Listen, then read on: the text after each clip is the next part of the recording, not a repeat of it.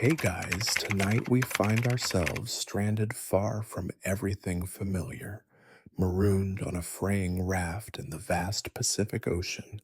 You probably won't survive this.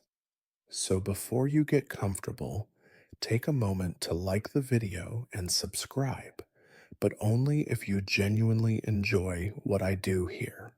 Post your location and local time in the comments so we can see who's tuning in around the globe. Now dim the lights, maybe turn on a fan for that soft background hum, and let's ease into tonight's journey together. You wake to the gentle rocking of your makeshift raft, the sun a glowing promise on the horizon. The salty breeze stings your lips as you push yourself up every muscle, screaming from yesterday's ordeal. Splintered planks creak beneath you, bound together by frayed ropes and sheer will. Water laps against your ankles, each pulse reminding you that you are alive and alone. Your heart hammers, adrenaline spiking as you scan the empty blue expanse. There is no shore, no ship on the skyline, only endless waves shimmering under dawn's light. Your throat is parched tongue, thick and sticky. You cough, tasting salt and grit. For a single panicked moment, you fumble for memories of how you ended up here, the storm that snapped your boat's mast, the violent pitch that threw you overboard, the frantic scramble onto debris that became your lifeline. But right now, memory drifts like foam on the tide. Survival demands your full attention in the present. You press your fingertips to the sun bleached wood, testing its strength. Every plank threatens to give way under your weight, each rope loop a fraying lifeline. A sudden gust tilts the raft, and you brace yourself, lungs burning, as you claw for purchase. The sky brightens, painting the water in blinding silver. You blink against the glare, forcing your lungs to draw in air that tastes of distant storms. Instinct kicks in. You gather loose scraps of tarp and rope, fashioning a small shelter to shield your raw skin from the unrelenting sun. Each knot you tie is a promise you refuse to become another forgotten castaway. You wobble to your feet, sweat rolling down your back, and survey the raft's perimeter. There, half buried in a corner, is the plastic jerry can you salvaged from the wreck, empty, but still a vessel of hope. Rising tide nudges the raft, and you lean into the wind, trying to sense any shift in the current. Your hands tremble, knuckles white as you crouch on the edge, peering into the blue-green abyss below. What lurks in those depths? Sharks, jellyfish. The unknown feels alive. Beneath the surface, invisible eyes, watching your every move. Your mind plays tricks, conjuring memories of home, the laughter at family dinners, the warm glow of streetlights on an evening stroll. But here, memory is both comfort and torment, reminding you of everything you stand to lose. You push the thoughts aside, refocusing on the raft. You know you must ration your strength, your water, your will to keep moving forward. Suddenly, a clatter of debris jolts you back. A half broken crate washes against the raft's side. You lean over and secure it, eyes scanning for anything else. A piece of canvas, maybe a battery, some scrap metal. You pry out a flat board, testing its sturdiness, then add it to your collection.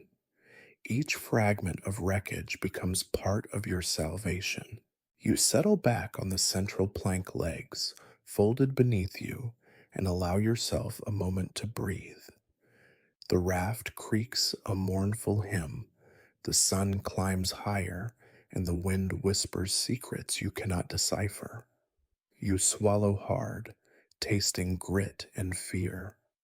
But beneath that fear, a spark flickers a fierce determination to outlast the ocean's indifference. With a deep breath, you lift the jerry can and tilt it toward the sun, hoping for dew or rainwater, but it remains stubbornly dry. You turn your gaze skyward, watching the clouds drift by, praying for a sign of relief. A silhouette, a gull, anything to confirm you are not lost in an infinite loop of wave and sky. Time becomes slippery here. Minutes stretch into hours, each one a test of patience and resolve. You clamp your jaw, reach for an empty plastic bottle at your side, and unscrew the cap.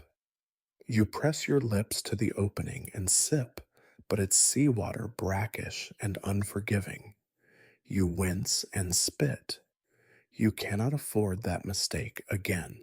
The wind shifts, carrying a faint hint of cedar from some distant island, or perhaps it's just your imagination. You lean forward, breathing deeply, chasing that phantom scent. Your heart leaps at the thought of land, but logic reins you in. You cannot chase ghosts. Survival demands method over madness. You sit cross legged, chest rising and falling in steady rhythm.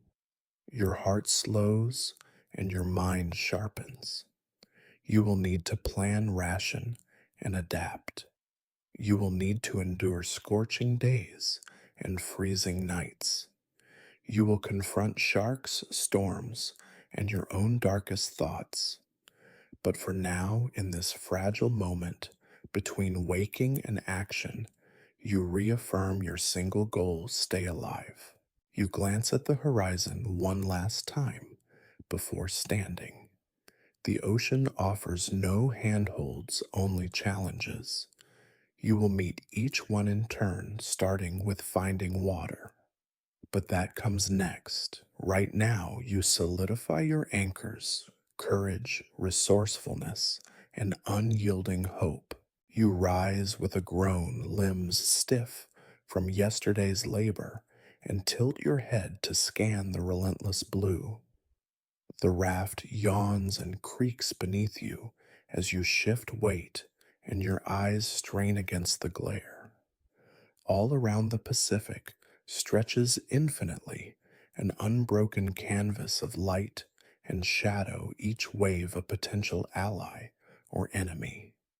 You steady yourself, planting feet, wide and bracing hands on the sun-bleached planks, as if staking your claim on this fragile island of wood.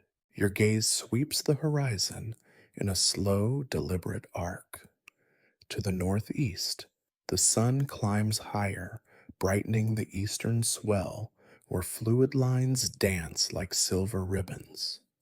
Nothing but open water. To the southwest, the crest of a distant wave catches gold, still no ships, no birds swooping overhead. Just sky and sea, joined in a vow to test your resolve. A solitary cloud drifts by, but it carries no promise of rain.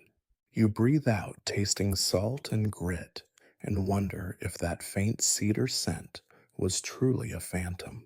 You crouch and reach for the salvaged binocular fragments you taped together last night from broken camera glass. You peer through one lens, then the other, wincing as the makeshift device cuts your corneas with uneven edges. Still, it offers some magnification. You scan again, hulls long gone, occasional glint of sun on scrap metal, but nothing that suggests rescue.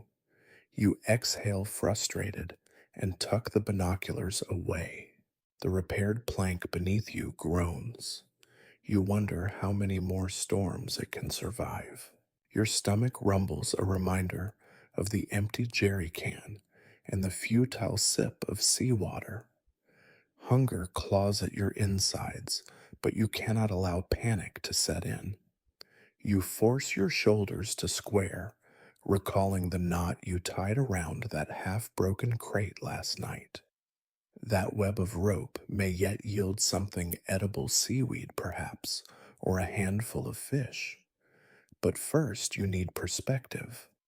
You push off the shelter's support beam and stand hands on hips, peering down into the roiling depths. Below the sea is a living labyrinth, a maze of shifting currents and unseen chasms. You recall school lessons about the North Equatorial Current, how it flows westward toward Asia, and you test the raft's orientation. The bamboo pole you salvaged points roughly due west, an unintended sail catching nothing but stillness. You grip the pole, angling it like a compass needle, convinced that if you drift west, you may stumble upon shipping lanes or islands. The wind is fickle. One moment it whispers across your face, the next it dies, leaving you with a suffocating stillness that magnifies every creak of the raft. You lift your head, listening for the faint hum of an engine or the cry of seabirds. Silence answers. You press a hand to your ear, no sound, but the slap of water against wood and the distant moan of wind across the broken sail. Your mind flickers back to the first major storm, how you clamped your jaw, tied your hair back, and fought the waves tooth and nail. The raft had nearly broken then, but you held on. Now, in this eerie calm, you realize that both storm and doldrums are equally lethal. In a storm, at least, you felt alive, heart pounding, limbs straining. Here, your heart flutters in dread, body lulled toward surrender by monotony. You squat and pull out a piece of chalk from your supply box, another castaway from the wreck. You draw a simple grid on the raft's deck, marking days since drifting day one, day two, and so on. You tally yesterday as day one, so today is day two. It helps you feel anchored, a small victory in the prison of time. You close your eyes and trace the faint lines, willing them to connect you to something greater than this raft. A flicker of movement catches your eye. You lean forward, staring into the deep. Is that a silver flash beneath the surface? You crouch lower, heart thudding, and slide a hand into the water, feeling the current pull at your fingers. A fish darts away no larger than your thumbnail, but a live creature nonetheless. You nod determination, sparking. You will return here with hook and line later. For now, you need a broader survey.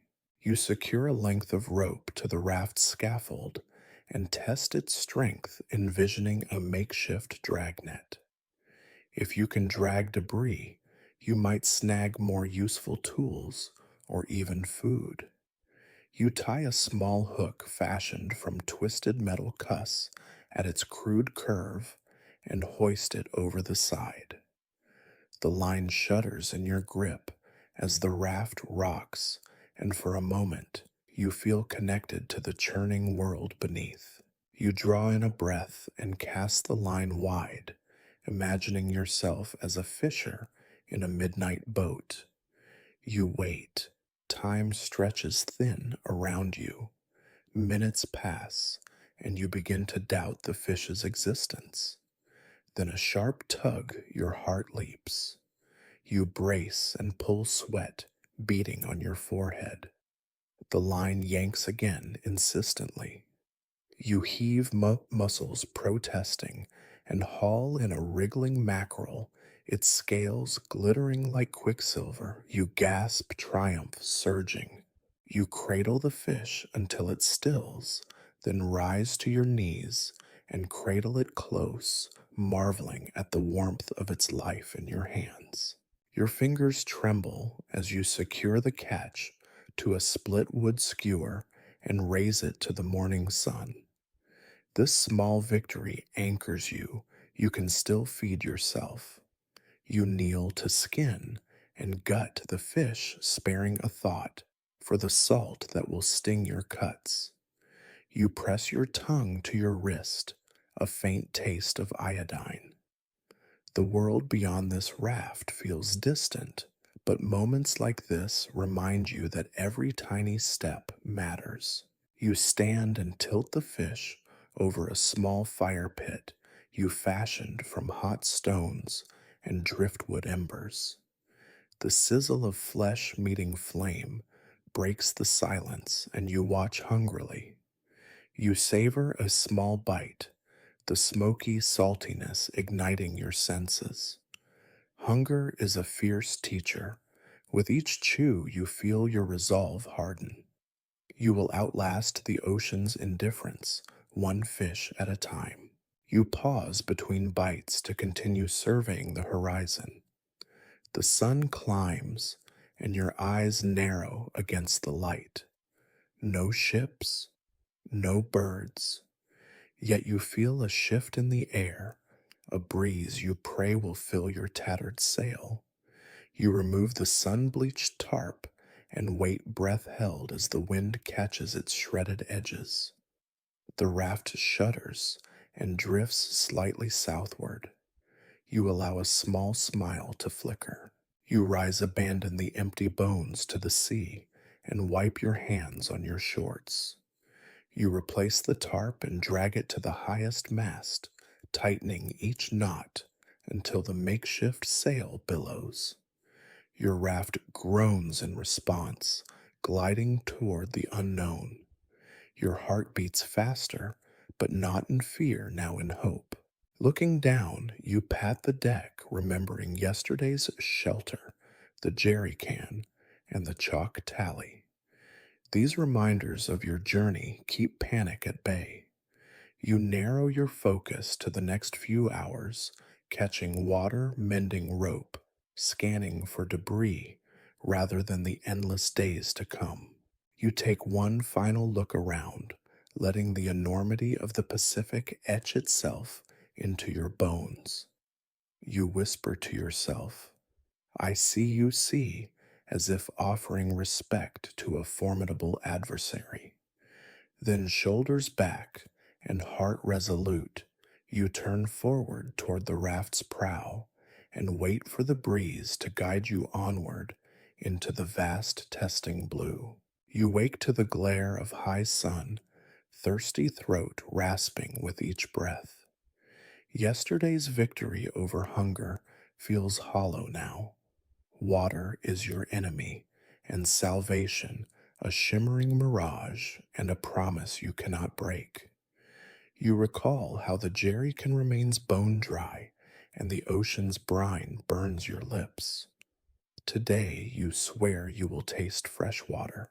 You scan the raft's limited tools, the torn tarp, splintered boards, lengths of rope, and the empty jerry can. Then your eyes settle on the plastic shards, fragments of a cooler lid you taped together. They glint like buried treasure. A plan forms a solar still.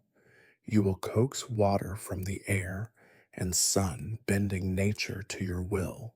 You gather a large plank prop it on one side with a smaller board and shape a shallow basin on the deck. You line this basin with scraps of tarp smoothing creases. Each move is methodical, a dance of desperation and hope. You tuck smaller debris beneath the edges, sealing gaps so no precious vapor escapes. Beneath the tarp, you drill tiny holes into coconut shells you found floating memory of tropical isles and break them to release husks that soak moisture. You arrange them like sponges. Your sun-bleached fingers knot lengths of rope to secure the plastic sheets overhead, angled to catch the morning light. You rig the makeshift canopy over the basin, weighting its edges with stones and debris, so the plastic bows over the center.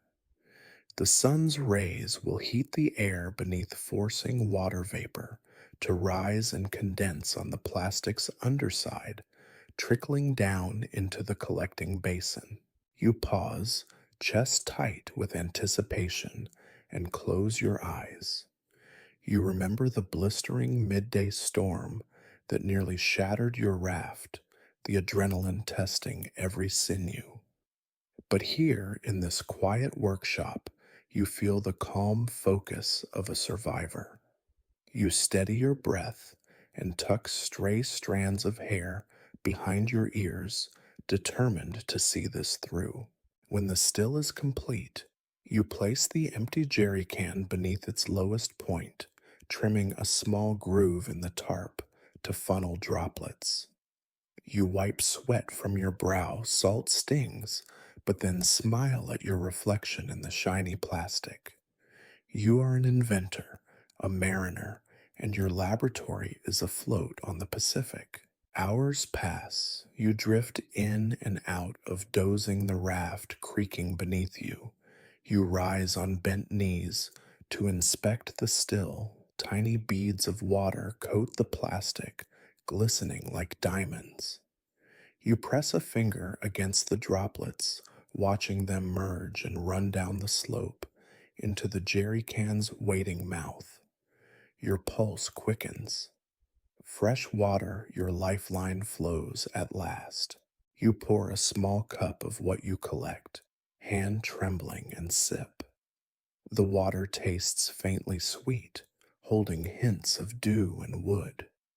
You close your eyes as liquid salvation floods your parched throat, and for the first time since sunrise, you feel your body sigh in relief. You press a hand to your chest, exhale deeply, and whisper a silent thank you to the sun. Mind clear, you empty the jerry can into the baseline flask and measure your ration: 2 cups for today, one more for tomorrow. No more than that. You can't squander this gift. You mark the chalk tally, day 2 water secured. You square your shoulders, energized by this triumph. A new axis of hope anchors you. You have water. Now you must protect this delicate engine of survival. You inspect the still's frame, reinforcing each knot and replacing a stretched rope. You notice small tears in the tarp. If they grow, vapor will escape. You patch them with tape and extra plastic, weaving a seal that hums with efficiency. Each repair is sacred, each inch of tarp a barrier against death.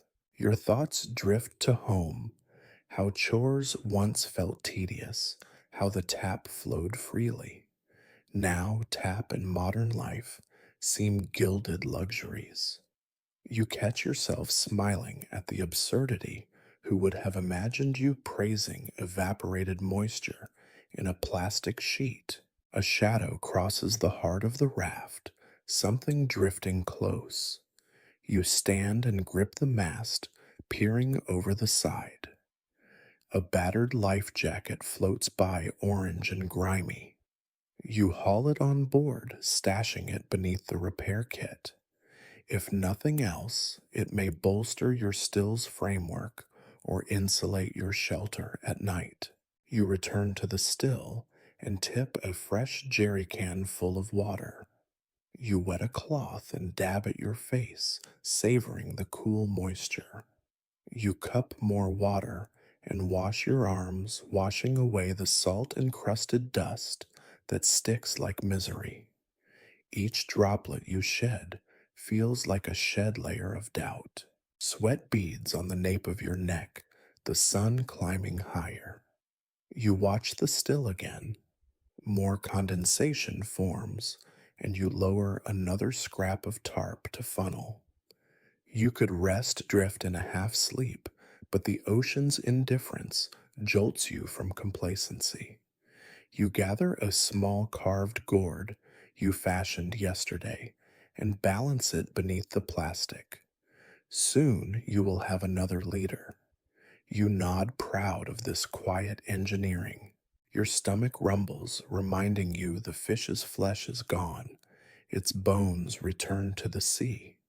You need drink more than food now, but soon you must feed your body with protein again. You survey the horizon, still no birds, no sails, and your resolve steals. Water secured for today. Now set a hook for fish at dawn. Afternoon light grows harsh, and shadows shrink beneath your feet. You replace the jerry can's cap, sealing the day's ration. You refill your flask and stash it in the shaded corner of the raft, wrapped in cloth to slow evaporation. You step back and admire the solar, still your miniature oasis afloat. You sit beside your invention, sipping a small cup of the fresh water, eyes closing, as you taste hope. You feel the warmth of life pulsing in your veins, and remember that every invention, every plan, every makeshift tool is a lifeline. You lift your chin and breathe in the tang of salt and sun, ready to press on. Your mind sharpens once more. Tomorrow you will refine the still, stretch more plastic at a second basin. You will learn to read the wind better, to ration water with scientific discipline.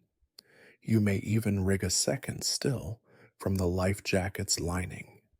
But tonight, for this precious daylight hour, you have mastered the art of securing fresh water on a raft in the open ocean. You stand and stretch, letting relief wash through your limbs. The water you thirst for now lives within you, fuel for the challenges ahead, storms, sharks, and the ceaseless void. But with this simple still, you have bent the sun and air to your will and lived to tell the tale. You turn the raft's prow toward the west once more, eyes bright with determination. The ocean's vastness still looms, but today's victory over thirst reminds you that you are more than driftwood. You are a survivor. You awake before dawn's first glow, every muscle still singing from the previous day's triumph. Your throat feels better, and your lips no longer crack with desperation. Water flows within you now, but hunger tugs at your belly like a warning bell. You swing your legs over the raft's edge, toes grazing cool morning spray, and inhale the crisp scent of possibility. Today you will forage for food beyond the morning catch. The first light creeps over the horizon, painting the sea in pastel pinks and purples. You skirt your makeshift shelter to collect the tools of your trade, a sharpened bone knife you carved from fish bones, lengths of twisted rope, and the bamboo pole that once served as a mast. You bury your toes in the splintered wood, steadying yourself as you tie a length of rope near the tip of the pole, forming a crude spear. You run your fingers along its length, smoothing rough edges, preparing to hunt the reef fish you glimpsed circling beneath the raft's hull yesterday. You lean over the side, peering into the dawn-lit waters. The ocean floor is invisible, but you wink against the brightness, recalling that slight current felt on the starboard side land, or shoals could be near. If only you could drift closer, but without wind, the raft remains stubbornly stationary. You twist the bamboo, angling yourself toward the shifting tide, and kick your feet to edge the raft ever so slightly in the direction of the current. The motion is minuscule, perhaps a few feet, but every inch matters. You cling to the side muscles, trembling, and whisper, "Drift us closer." Satisfied you've moved enough, you settle back and push the spear tip just below the surface. Water laps against the shaft, sending ripples outward like secret messages. You hold your breath, scanning the green blue depths. Suddenly, a flash of silver arcs beneath your spear skipjack, perhaps glinting in the half light. Your grip tightens. You shift your hand, bracing the spear for launch. With a practiced motion, you thrust forward the bamboo shaft, sailing into the water. You hear a sharp splash and feel the shock wave in your fingertips. You wait, heart pounding, hoping your aim was true. The sea answers with a gentle tug on the rope. You brace and haul the shaft up, water cascading off its length. There, impaled on the sharpened tip, writhes a thrashing fish no larger than your forearm. You hiss in triumph as the creature's gills flutter. You pull it free, cradling it in one hand while you steady the raft with the other. Your eyes track the ebb and flow. Perhaps there are more. You rescind the spear and carve a deeper notch in the shaft, sharpening the bone edge until it glints in the growing sun. You tie another loop of rope to catch a second catch without losing your spear. This time, you aim lower where the water looks darker. You plunge the spear muscles, coiled like springs, and pull up a second mackerel, its scales like liquid mercury. You grin, adrenaline pulsing through your veins. With two fish secured, you carve notches in a length of driftwood and skewer your bounty. You place them near the smoldering embers of last night's fire pit, leftover char from smoking yesterday's catch. You fan the coals, carefully coaxing flame around the fresh fish. Smoke coils into the sky, a silent beacon against the dawn. While the fish crackles and cooks, you scan the water for floating debris. A scrap of netting drifts by, tangled with seaweed and barnacles. You haul it aboard, recognizing its potential as a dragnet. You tie the net to the end of your bamboo pole, knotting it with precision. You run your hand over the mesh, envisioning the quantity of fish you could catch with a single sweep. But nets only work if fish gather near the surface. You glance at the still, its silver plastic gleams in the morning light. Water flows steadily, but you dare not divert your attention too long. Sustenance is your current priority. You return your focus to the fire pit. The fish sizzle and sputter, and you season them with a sprinkle of salt from your meager supply. The aroma is intoxicating, reminding you of grilled meals back home. You inhale deeply, letting your stomach churn with anticipation. When the fish are golden and flaky, you pluck one from the skewer and break off a piece. The oily flesh melts on your tongue, smoky and rich. Hunger fades into satisfaction, and you pause to relish the moment. You lick your fingers and spit the bones into the sea like offerings to an indifferent god. This small meal fortifies your body and heart.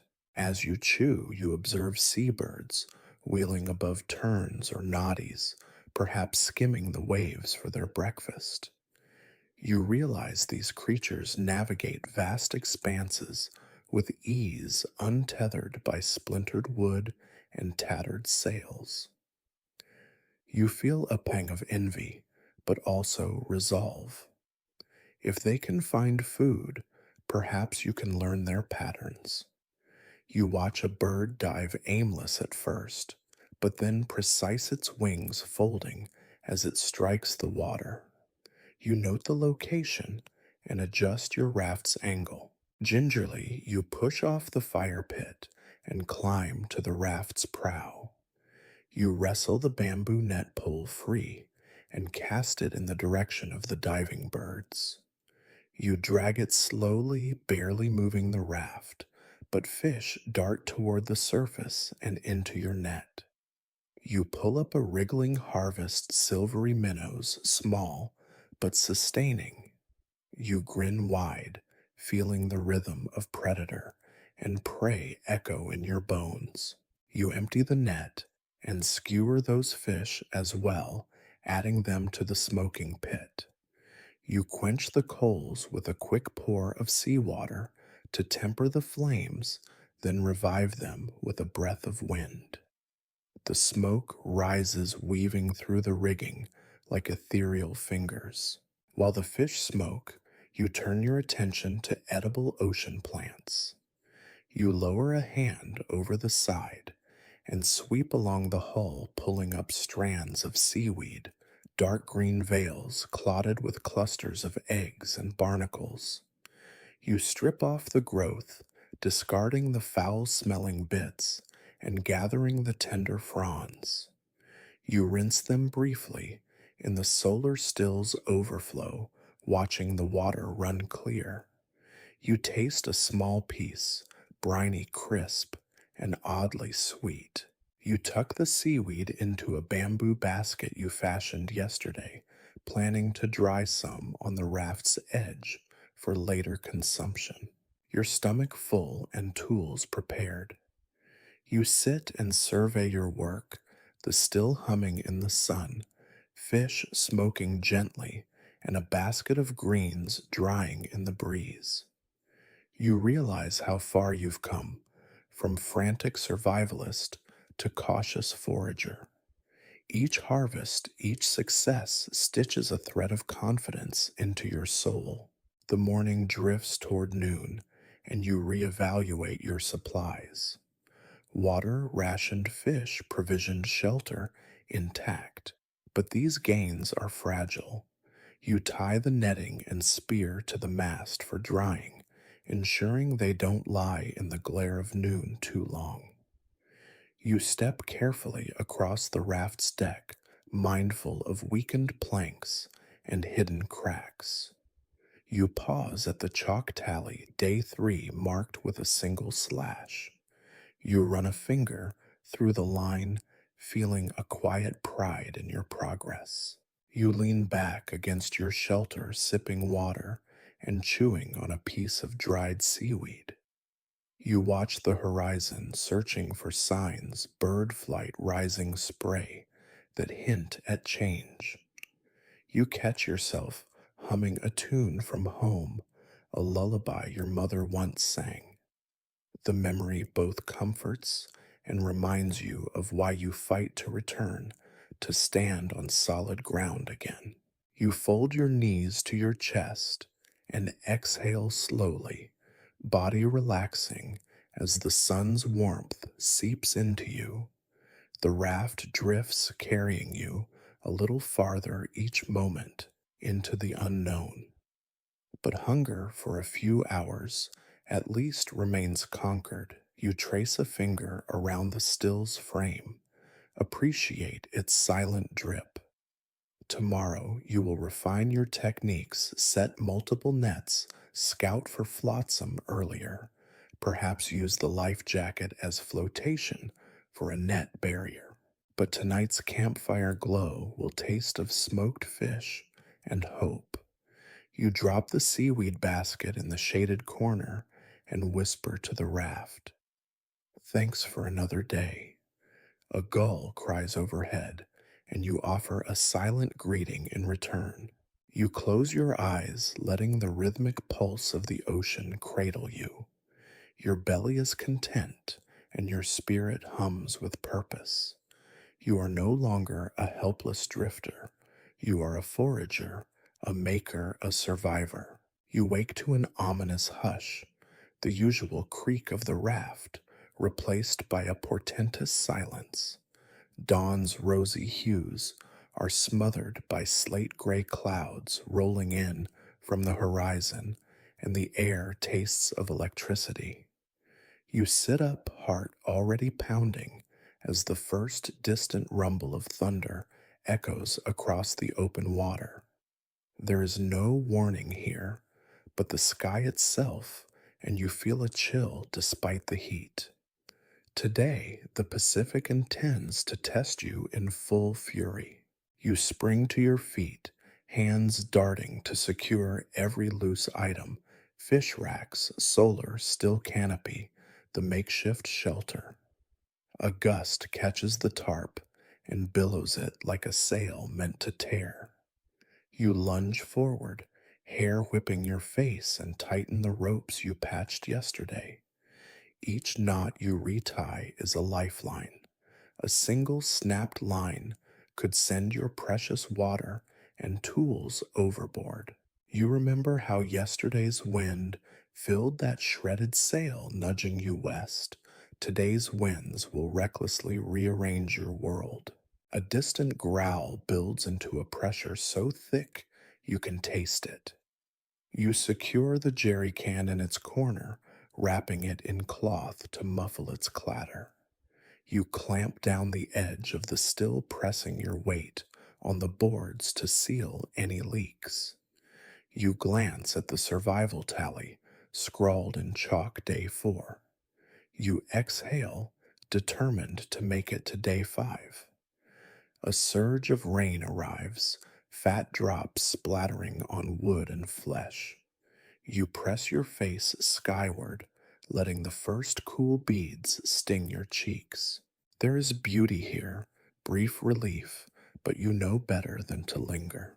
The storm arrives in pulses. Wind lurches the raft and you brace your legs, wide arms spread like wings. A towering wall of water rolls toward you, cresting white with spray. You grip the bamboo mast as it shudders and the raft plunges into the trough. You gasp as salt water crashes over your head, chills running down your spine. Your brain screams, stabilize, survive, nothing else matters. Rain hammers the tarp, and you scramble to tighten down every edge. The tarp sings as wind tears at its stitches, but you hold firm, knot by knot. You remember the first time you fashioned this shelter, sweaty and hopeful. Now you fight to prevent it from ripping apart. Each frayed strand you reinforce feels like mending your own skin. A blast of wind nearly tips you off balance. You lash your body to a support beam, wrapping legs around a plank. The raft's floor becomes a slick slide of rainwater, and you grit your teeth against every swirl of water that drenches your clothes. You reach for the fishing spear and hook, wedging them between crates so they don't sail away, but the rope tangles under your fingers. You curse knuckles, white and straighten. You cannot fish, now only hang on. The first wave, big enough to swallow you, dawns on the horizon, a broad wall of sea illuminated by pale dawn lightning. You clutch the mast with both hands as the raft lifts like a bird on powerful wings, then drops into a chasm of green. The world flips, your stomach lurches. You lose your grip on breath itself. You press your face into the hard wood, digging fingernails in, and focus on the thunder of water all around you. A second wave strikes at an angle, hammering you sideways. You twist in its path, arms outstretched to catch the raft's scrub rails, and taste salt water again, choking, burning. Rain blinders your eyes, but you blink the water away, forcing your vision on the deck's curve and the horizon beyond. In that chaotic swirl, you realize survival isn't about brute strength, it's about anticipation. You read each swell like a sentence attuning to its rhythm. Lightning forks above it almost close enough to smell, and you wince at the thunder's aftershock. You remember the flares stashed under the floorboards. In the dark eddies, you may need them to signal rescuers. But right now, you secure the empty life jacket you found, wrapping it around the mast base as extra flotation. You marvel at how you once saw that jacket as banal debris, now it's armor against the deep. The storm's crescendo peaks, waves tower, rain drives horizontally, and the raft groans its protests. You surge to your knees, pressing palms to the deck, breathing in shallow gasps. You chant under your breath, ride the wave. Ride the wave, a mantra earned from every washover that nearly washed you away. You recall the calm after the last storm, how you rebuilt each plank, each rope, each catastrophe refines you. Another gust snaps the tarp loose in one corner. You seize the edge and wrestle it back, sealing the tear with a scrap of netting and a surge of determination. Water pools beneath you. You channel it through a scupper you drilled yesterday, watching it drain. Details matter when the sea is a beast that devours oversight. Suddenly the wind shifts and the rain attenuates in hurried breaths. You exhale, pressing back on splayed hands. The ocean's roar retreats to the thunderous beat of waves against wood. You lift your head, eyes glassy, to find the sky ripping open pale blue shards among the gray. You unlace your legs from the support and stand, shaking limbs warm with effort. A final wave crashes a long rolling swell that gently topples onto the raft's edge, leaving a wash of cold water that smells of life. You rise, greet the spray like a baptism, and grin through chattering teeth. The storm abates as quickly as it began dissolving into trembling gusts and scattered clouds drifting away. You survey the aftermath. The tarp is patched and lashed, the still intact, the raft's boards holding fast. Debris surrounds you, floating timber, a shredded life vest, bits of foam. You scoop up the scattered fish hooks, check the knots and tally in chalk. The slash under day 4 now takes you to day 5. You raise your hand to your mouth, tasting sea spray mixed with rain. You whisper, "Not today," and allow a laugh, hoarse and triumphant. You collect broken debris, a large plank nearly lost to reinforce the hull. You shamble to the still peel back the tarp and glimpse precious water droplets collected through the onslaught more than yesterday's yield. You cup the water in your palm and sip sweet relief after salt and rain. Your body taxed as it is hums with pride.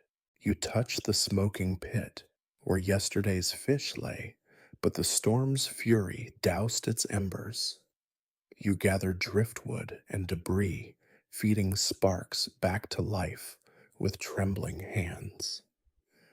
Smoke rises in thin threads, again signaling your resilience. Standing at the raft's prow, you breathe deep, the post-storm air tasting ozone and salt. You squint against the sun's return, ready to recast sails and nets. The ocean calms glassy pools, reflecting morning light. You fold your knees and rest muscles trembling, but spirit unbroken. The storm tested you beyond hunger or thirst. It tested your nerve, and you passed. The raft holds tools, survive water flows. You place a hand on your heart and listen to its steady beat. Every thundering swell, every battered board affirms one truth: you belong here now, a drifting island of defiance, refusing to sink. Morning breaks and ripples, the world awash in sparkling light that dances across the raft like 1,000 fireflies. You rise slowly, muscles still humming from yesterday's battle, and stretch against the gentle swell. The sea seems calm, but you know better. This placid facade hides a pattern of ominous swells, each one a silent test of your endurance. Today you will learn to dance with these waves rather than be dragged beneath them. You step to the prow, scanning the horizon for signs of incoming swells, the subtle slope of water rolling toward you, the thin ridges of foam predicting the swell's crest. You remember how the last storm taught you to read the sea as a seasoned mariner might watch the forehead of the wave, note its speed, discern its rhythm. You heft a length of rope over your shoulder and tie one end around your waist, securing the other to the mast. This safety tether will keep you from being swept into the deep when a rogue swell strikes. The first swell arrives almost imperceptibly, a gentle roil beneath the raft that grows into a surging swell. You plant your feet wide, bend your knees, and lean into it, letting the raft lift your body as the wave cradles its wooden cradle. The deck tilts beneath you, and you feel a rush of exhilaration rather than fear. You hold the mast with one hand, keeping your center of gravity low, and let the swell carry you up until you grin at the sky, the world inverted, then tumble gently back down into the valley between waves. Breath catches in your throat, not from panic, but from the sheer thrill of mastery. You've swapped terror for exhilaration. Each swell becomes a wave to ride, each crest a moment of triumph. You lean forward into the next one, arms spread wide, and feel yourself become part of the ocean's pulse. You time your stance, lean too early, and you risk sliding off the crest. Lean too late, and the raft slams you into the trough. But now your body moves intuitively, anticipatory, a living barometer of salt water and wind. As the morning sun warms your back, you practice these movements, angling your feet and shifting your weight with precision. The tether around your waist keeps you tethered to your floating refuge, but your spirit soars free. A spray of water glints on your cheek as you crest a particularly large swell, and you laugh aloud, voice lost, amid the churning sea, but resonating in your bones. Between swells, you pause to recalibrate. You untangle seaweed from the raft's underside, a minor chore, but one that keeps the vessel agile.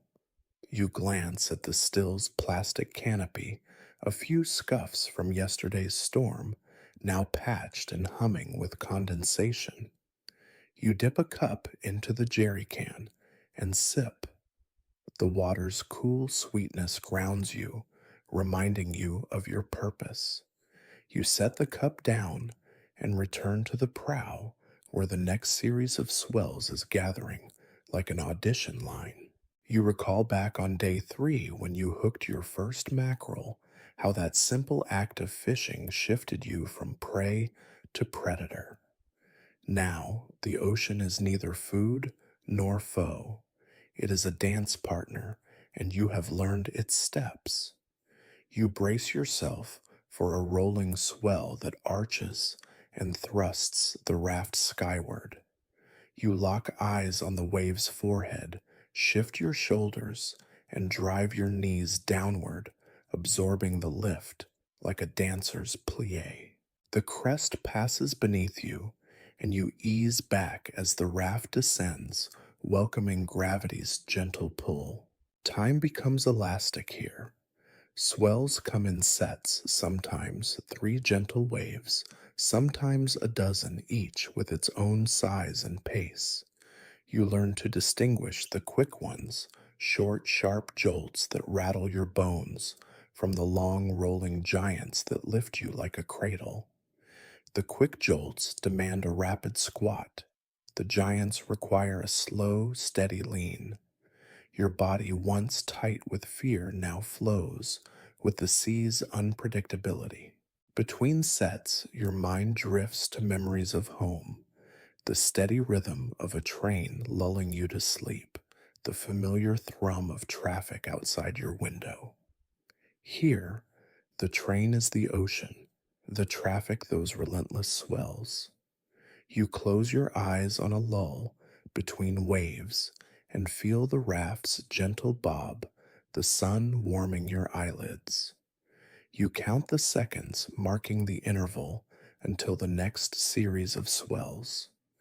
Each count brings you closer to understanding the sea's language. A sudden loud crack, shingles of splintered wood, jolts you upright.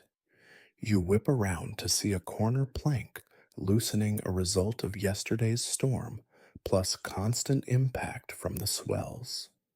You tug on the rope, bundling the raft's skeleton, and in one fluid motion, you loosen a spare plank and wedge it under the weak beam. You hammer it home with a driftwood mallet, crafting new support on the fly.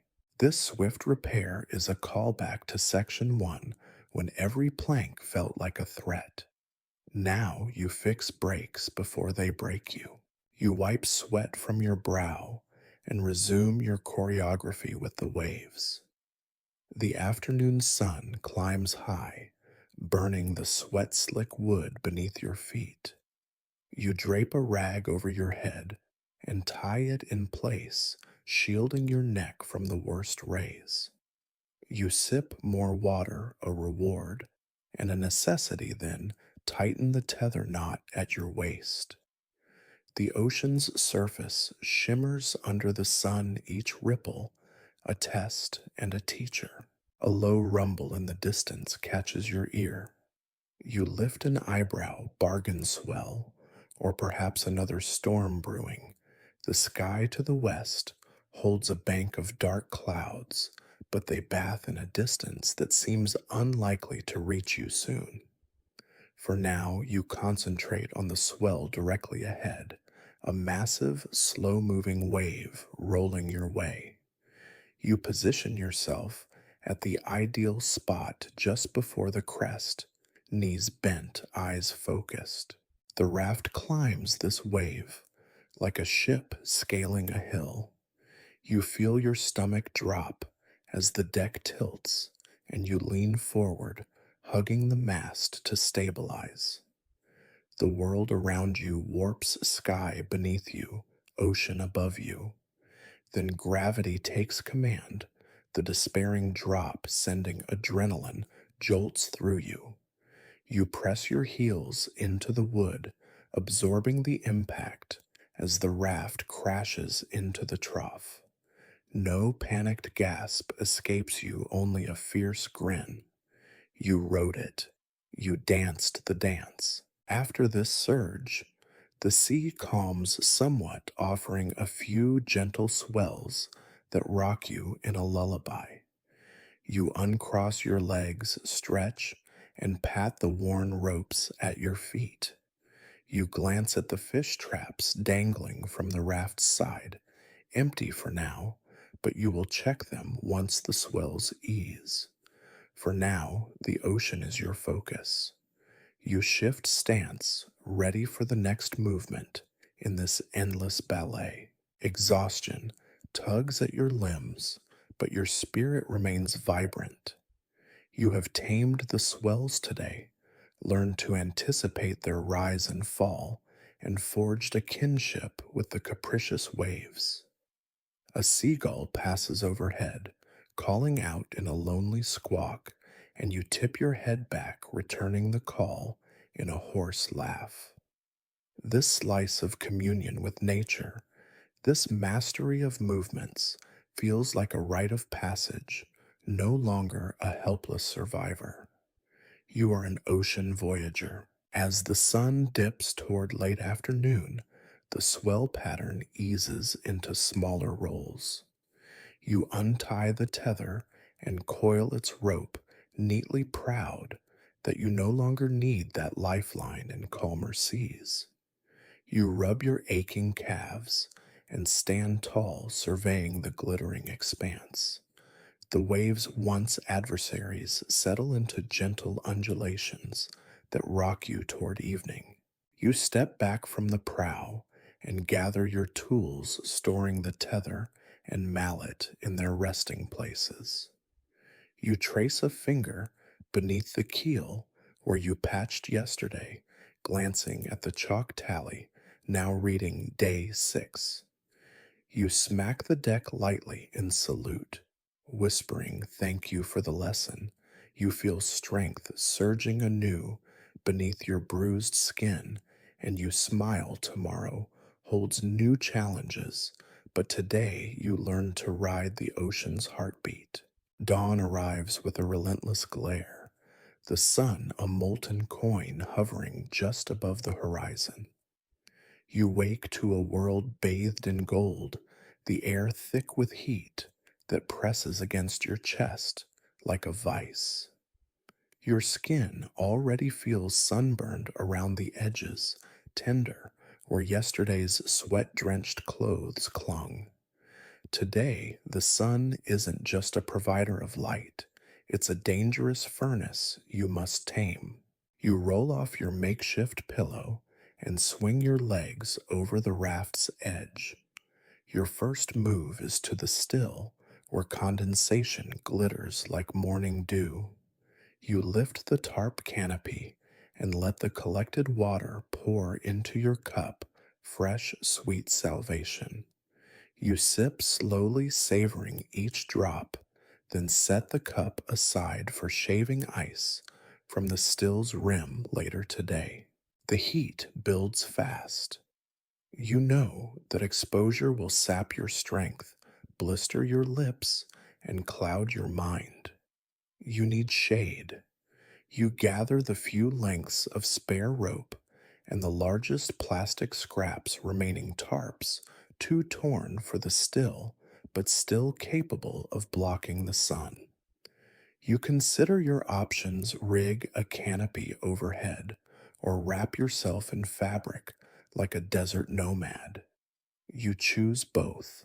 First, you lash a longer beam across the mast's support struts, doubling the crossbar you built weeks ago. You then drape the patched plastic tarp over it, securing corners with tight knots and weighted stones to hold it taut. The result is a slanted roof over half the raft, enough to shield your workspace and jerry can from the unrelenting glare. Underneath, the temperature drops noticeably, and you smile at the small oasis you've created. Next, you fashion a makeshift shade garment. You tear a strip from an old shirt you found, wrap it around your head like a turban, and knot it to protect your scalp and neck. You dip it in cool water, squeezing drops over your forehead before tying it in place. The wet cloth clings, offering a fleeting reprieve as droplets evaporate and cool your skin. You tuck the ends into your shirt collar to shade your ears and neck, and your eyes immediately thank you for the lower brightness against the early sun. With shade secured, you turn to water rationing. The still yields only a trickle beyond what you need for drinking, so you must plan. You pour your morning ration, 2 small cups, into a shaded flask, corking it tight. You set reminders in your mind, 1 cup mid-morning, the second late afternoon. Every sip must sustain you, fuel your work without excess. You cup a handful of water and splash your arms, neck, and face, washing away the salt that stings with heat. You scrub lightly at sunburned spots easing the tightness across your shoulders. You press your hand to a scalded patch on your chest, recalling the care you took in Section 3 to protect your skin. You whisper, "Not today, son," and slip a thin strip of tarp across your back, wedging it beneath your shirt for extra insulation. Now attention turns to preserving shade. You reinforce the canopy's supports. You tuck spare rope beneath each wobbly knot, binding it again. You slide small boards under the plastic's weighted edges, preventing the wind from lifting the cover. A sudden gust catches one corner, threatening to tear it loose, but your quick reflexes save the day knot, retied stone reset cover, secure. You let out a breath you didn't realize you held, chest rising with renewed determination. Your shaded workspace now shelters tools, rations, and the jerry can. You inspect each item for sun damage. The plastic bottles are warped but intact. Your rope shows frayed spots you patch with extra twine. The fish hooks gleam under the canopy, safe from corrosion. You organize everything, grouping items by priority, immediate use, tomorrow's tasks, and emergency supplies. Even small chaos can breed disaster here. Order equals survival. The sun claims the sky fully blazing overhead by mid morning. You resist the urge to seek full shade and instead pace yourself, tackling one task at a time. First, you attend to the still. You scrape the inner sides of the canopy, collecting additional condensation. You pour this precious fluid into the jerry can, careful not to slosh it overboard. You measure each drop, calculating exactly how many sips you have left. Next, you twist a length of rope into a loop big enough to crimp thin sheets of plastic. Using this loop, you slide the edges of the canopy tighter around the rafters, reducing gaps where hot sun could pierce through. You reinforce these seals with small wooden clamps you carved earlier, tiny but effective. Each clamp clicks into place, feeling like a click of progress in a world where days blend into heat. You pause to assess your clothing. Your shirt has become damp and clingy, exacerbating sunburn. You toss it onto the shaded deck and decide to work bare chested until it dries. Your skin prickles under the direct heat, but you know the shade canopy will protect you from the worst. You reap the psychological benefit. Feeling the breeze against your torso feels liberating, a small reminder of agency in a relentless environment. You wipe sweat from your brow and drink a single large gulp, your mid morning ration. It cools your throat and sharpens your mind. You tilt your head back and let a thin ribbon of water run down your face, washing salt and grit into the shaded wood below. You close your eyes at the sensation, letting cool rush through you before the sun climbs higher. Aware of the midday peak, you move swiftly to your final task, reinforcing your shelter's shade for nighttime. You cut smaller strips of plastic from discarded bottles, weaving them into the canopy's underlayer. These strips will catch moonlight and rain, improving water collection overnight. You press them flat against the main tarp, knotting them in place. When finished, you stand back to admire your handiwork, a multi-layered canopy that shields, cools, and collects. Your shadow lies narrow beneath the shade, a black slit on the deck. You sit in that shadow, resting your back against a beam and sipping the last quarter cup of water. You feel the heat on your shoulders, damp cloth against your skin, and your heart pounds with satisfaction. You have bent the sun to your will.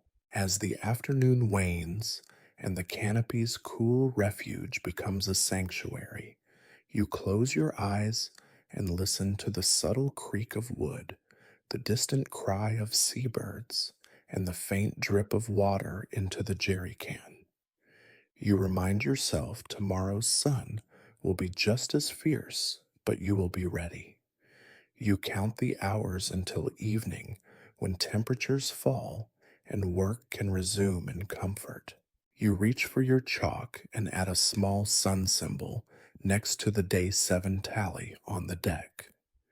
It is a badge of honor, a reminder that harnessing the sun is as vital as harvesting water or battling storms.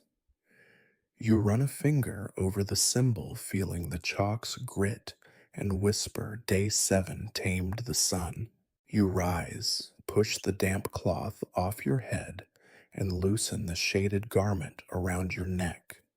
You stretch through locked shoulders and legs, savoring the elasticity of muscles that still serve you well. You step from the canopy into the full glare for a single moment, closing your eyes to let the heat baptize you, then step back into shade with a grin. The sun may rule the sky, but here on this raft you share the rain. You have learned to shield to ration and to engineer comfort where none should exist.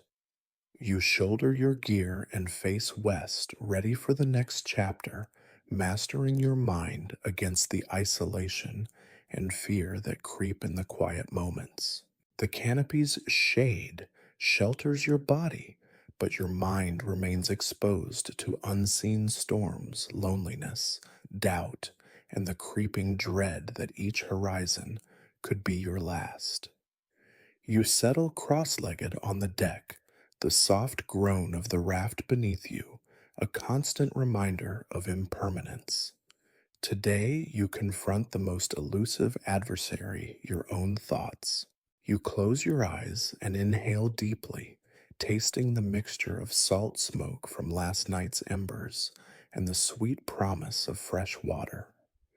You recall how on day 2 panic gnawed at your insides when the raft first spun you toward the endless expanse. You remember the dark spiral of maybe I'm already lost, the feelings slipping like quicksand through your mind. But you also recall the moment you chose focus over fear, calculating currents instead of catastrophes. That choice became your lifeline. Now you practice that choice deliberately. You open your eyes and scan your surroundings, the still humming quietly, the fish racks swaying gently by the rail, the patched sail stiff in its rigging. Each item visible represents a triumph over desperation. You place your hands on your thighs and recite a mantra under your breath. One breath, one task. You inhale, counting to 4, hold for 4, exhale for 6. The rhythm slows your racing pulse and clears the cluttered corridors of your mind. Memories drift in a lullaby from childhood, the laughter of friends, the comfort of a home you nearly forgot. Each memory is a faded postcard, tempting you to drift away in nostalgia. You let them pass without clinging like clouds crossing the wide blue sky. You remind yourself that those memories fuel your will to survive, but they do not define your present. You are here now, afloat between despair and hope, and your focus must remain razor sharp. A sudden creak catches your attention. You look to your repaired planks, where a loose nail threatens to prickle your bare foot. You stand and tap the nail flat with your mallet, a small disciplined action that grounds you. Every physical repair you make is also a repair of your confidence. Each secured plank is proof that you can shape this fragile world. You return to your seat and draw a circle in the chalk tally next to day seven's sun emblem. Today is day 8. You press your fingertip into the chalk's soft powder and trace the edge, feeling a peculiar satisfaction in the deliberate act. Structure has a power here. Each mark, each tally, each update to your log tells you that time is measurable, conquerable, not a merciless tide dragging you away. Your stomach growls softly, reminding you that harvests of fish and seaweed must continue. But you resist chasing tasks blindly. Your mind must remain uncluttered. You decide on a plan later. You will check the nets at first light. For now, you meditate on your accomplishments. Solar still repair fishing shade, each a milestone on this vast ocean.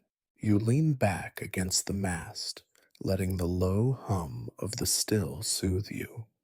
You feel the gentle drip of condensation into the jerry can, each drop a heartbeat in this floating heart. You visualize those drops merging into resilience, filling your flask and fueling your resolve. You focus on the sound drip, pause, drip, pause, a metronome syncing your thoughts to a calm cadence.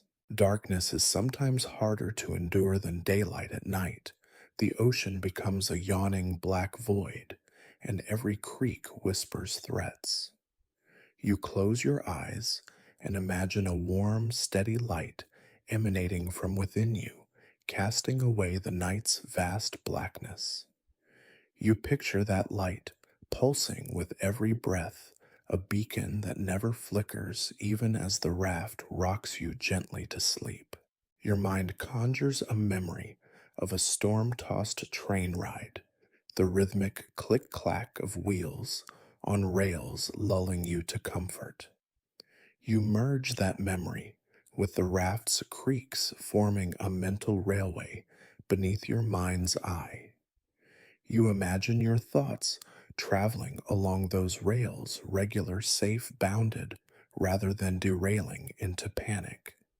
You nod to yourself at this metaphor, feeling its gentle power.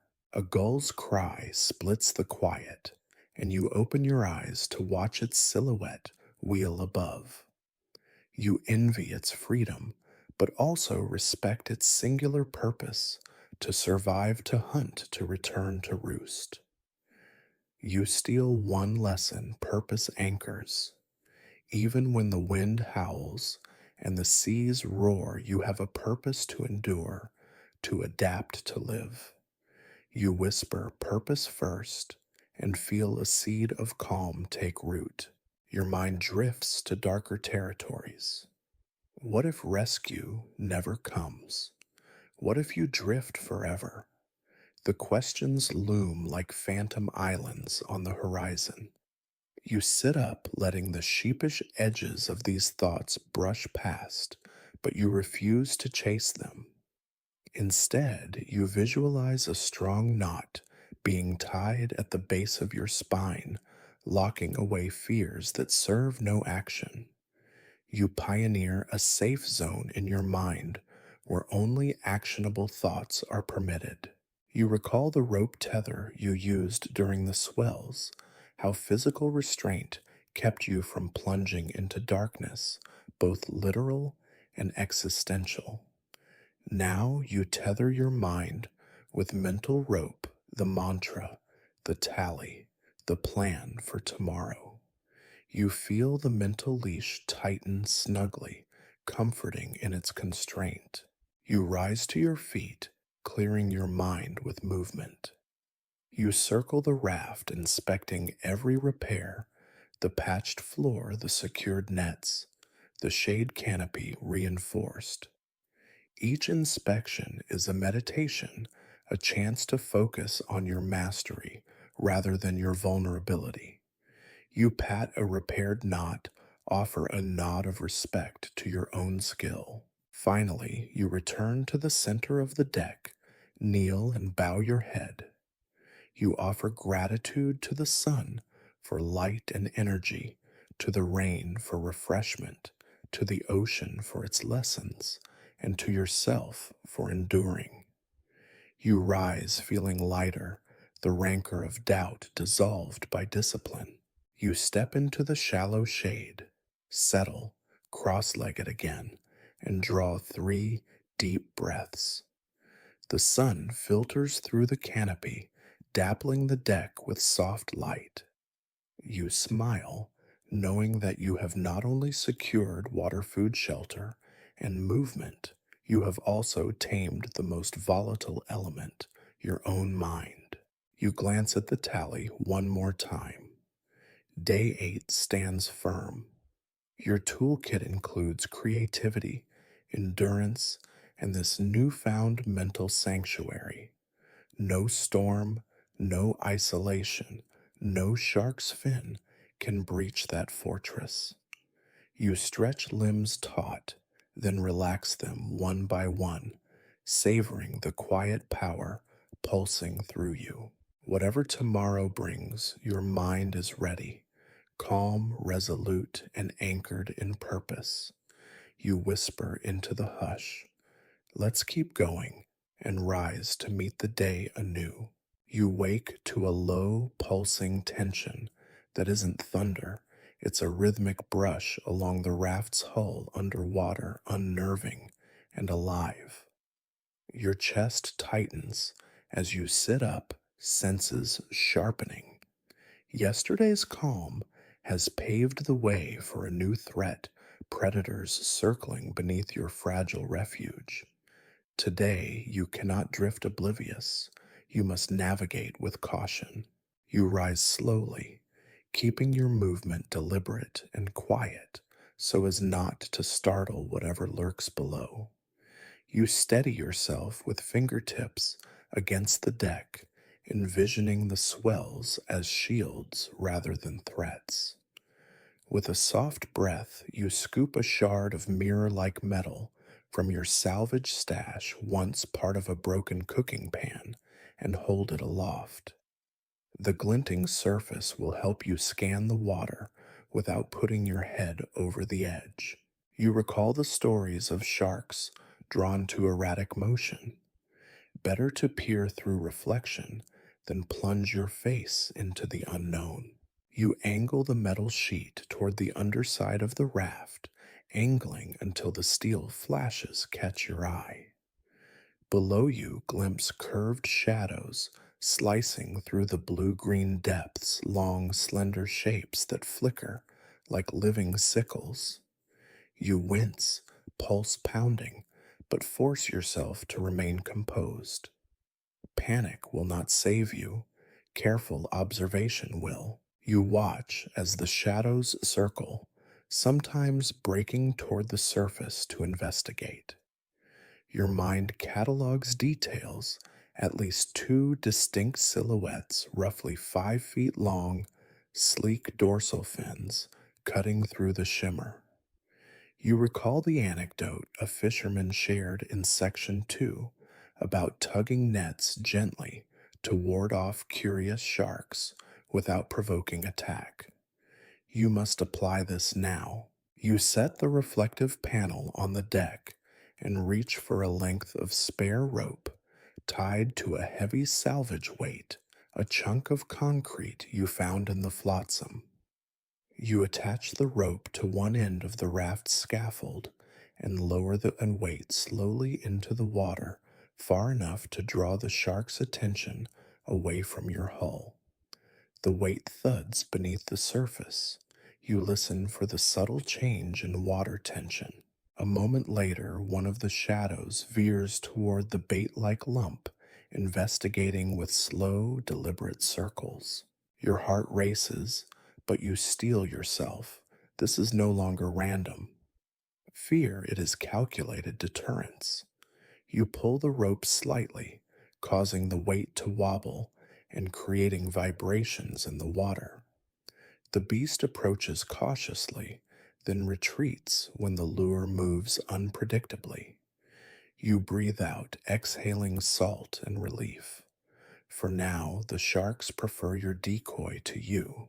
You must ensure they don't return. You break off a thin strip of fish skin jerky, your last smoked catch, and thread it onto a slender stick fashioned from driftwood. You lower this baited spear nearby, just outside the raft's edge, and let it hang. The salty aroma wafts into the water, drawing curious nips from below. You wait poised, watching the reflected shadows converge on the dangling snack. A small shark darts in teeth, flashing as it snatches the jerky, then darts away. A second one circles but hesitates, wary. You lift the stick and raise it high, dripping water and bait to keep them focused. Soon, both sharks abandon the raft's base and swim out of sight toward the floating bait. You pull them both clear, then tug the rope sharply, snapping the jerky free and hauling both line and weight back to the raft.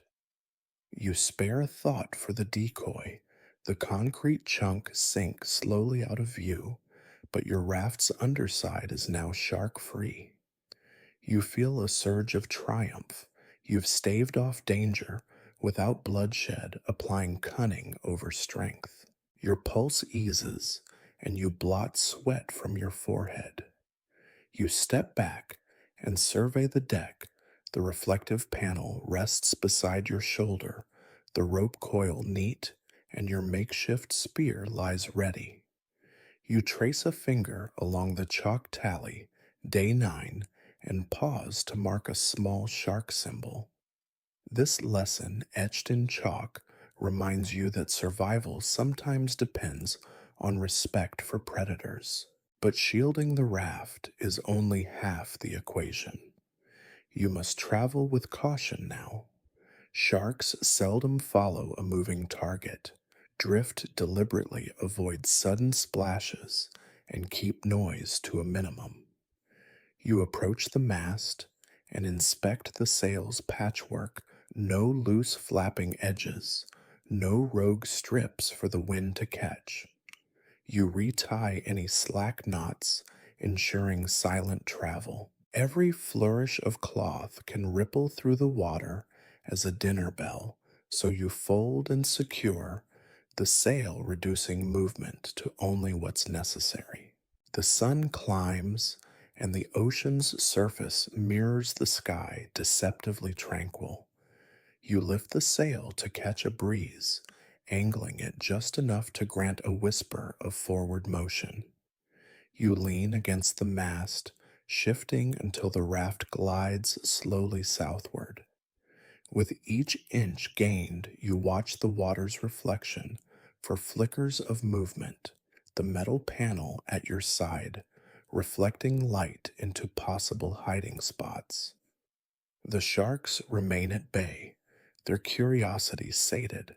Navigating this way, you feel both vulnerable and empowered.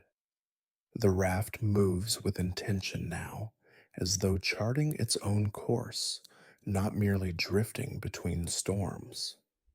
You realize that at sea, safety is often a matter of perimeter control. Extend your cautious domain outward, and you reclaim your center. Hours pass in silent vigilance.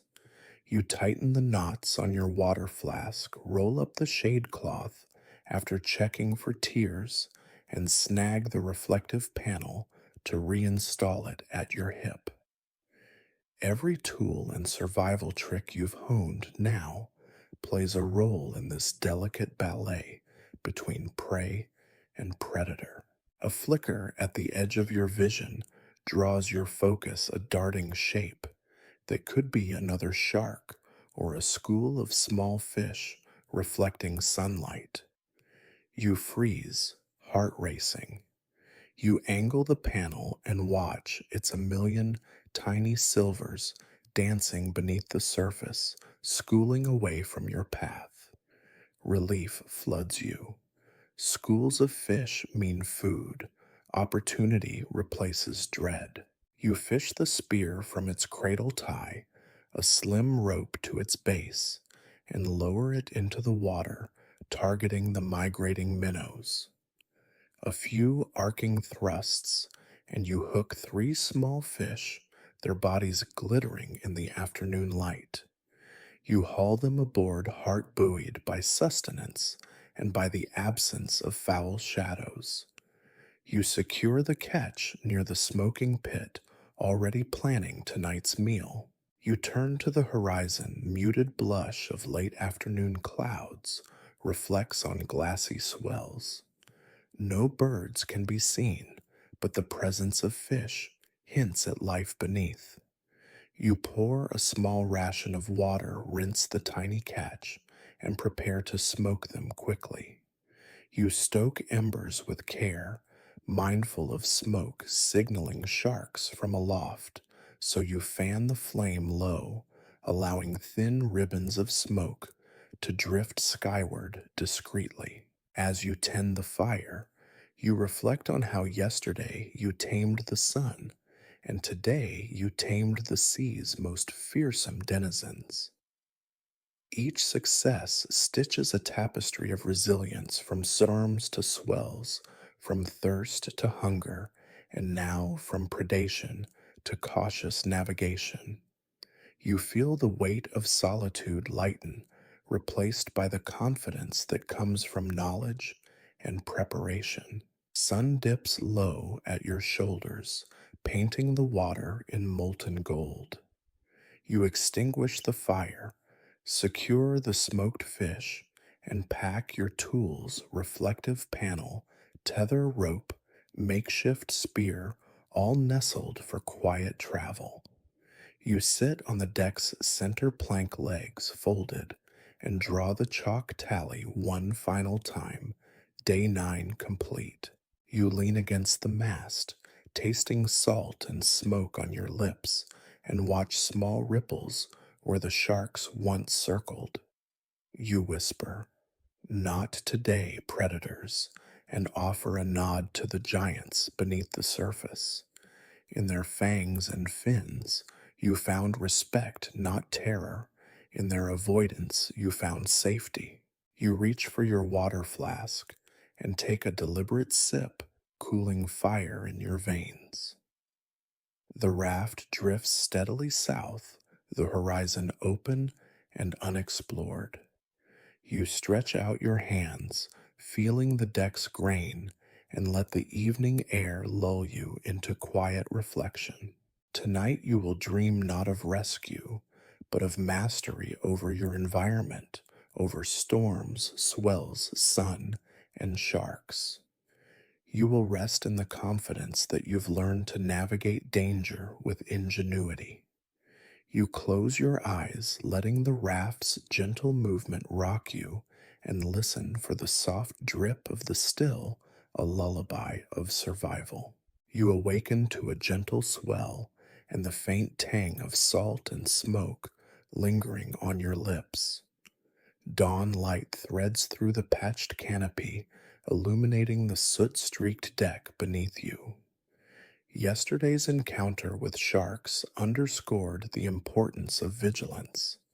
Today, you focus on fortifying your raft against decay and maximizing every flotsam resource. The raft itself is your lifeline, and its continued integrity depends on regular, meticulous upkeep. You push yourself upright, muscles stiff from yesterday's routine of predator deterrence and fishing.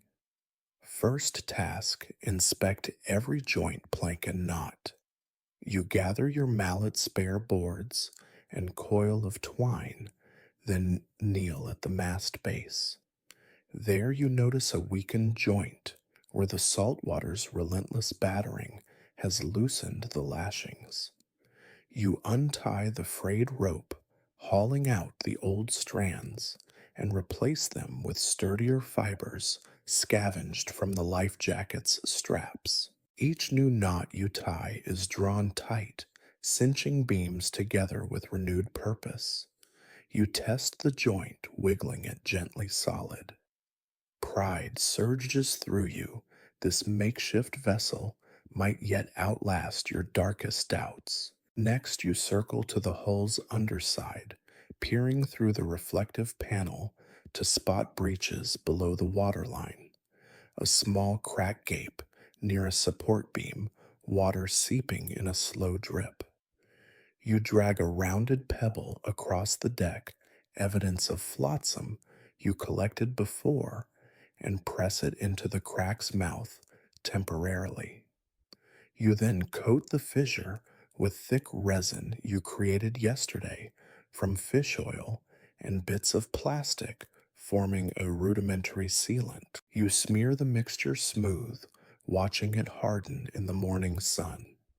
It may not withstand a storm's fury, but it gives you precious hours or days more. With structural repairs underway, you turn to harvesting resources from recent debris fields. Yesterday's drift brought a tangle of foam chunks and polystyrene bits that you lashed together to patch the shelter. Today, you repurpose additional pieces. You weave foam strips into a buoyant cradle around the raft's perimeter, an extra buffer against impact and waterlogging. You knot the strips, firmly wrapping each plank's edge in a soft bumper that will cushion blows from rogue flotsam and lighten the raft's draft. You test the buoyancy by pressing down on the edge. The raft rides higher, a subtle but welcome shift. As the sun climbs, you pause by the still to collect condensation. You refill the jerry can and flask, tasting sweet water as you check for leaks. Each drop you collect fortifies both body and spirit. You chalk tally day 10 with a small water droplet symbol celebrating a decade of survival. You press your fingertip into the dust and trace the symbol, slowly feeling the smooth deck beneath you. Hunger gnaws. 2 days of small catches have left your rations thin. You gather your makeshift net and bamboo pole and position yourself at the starboard side where currents swirl around a submerged cluster of driftwood.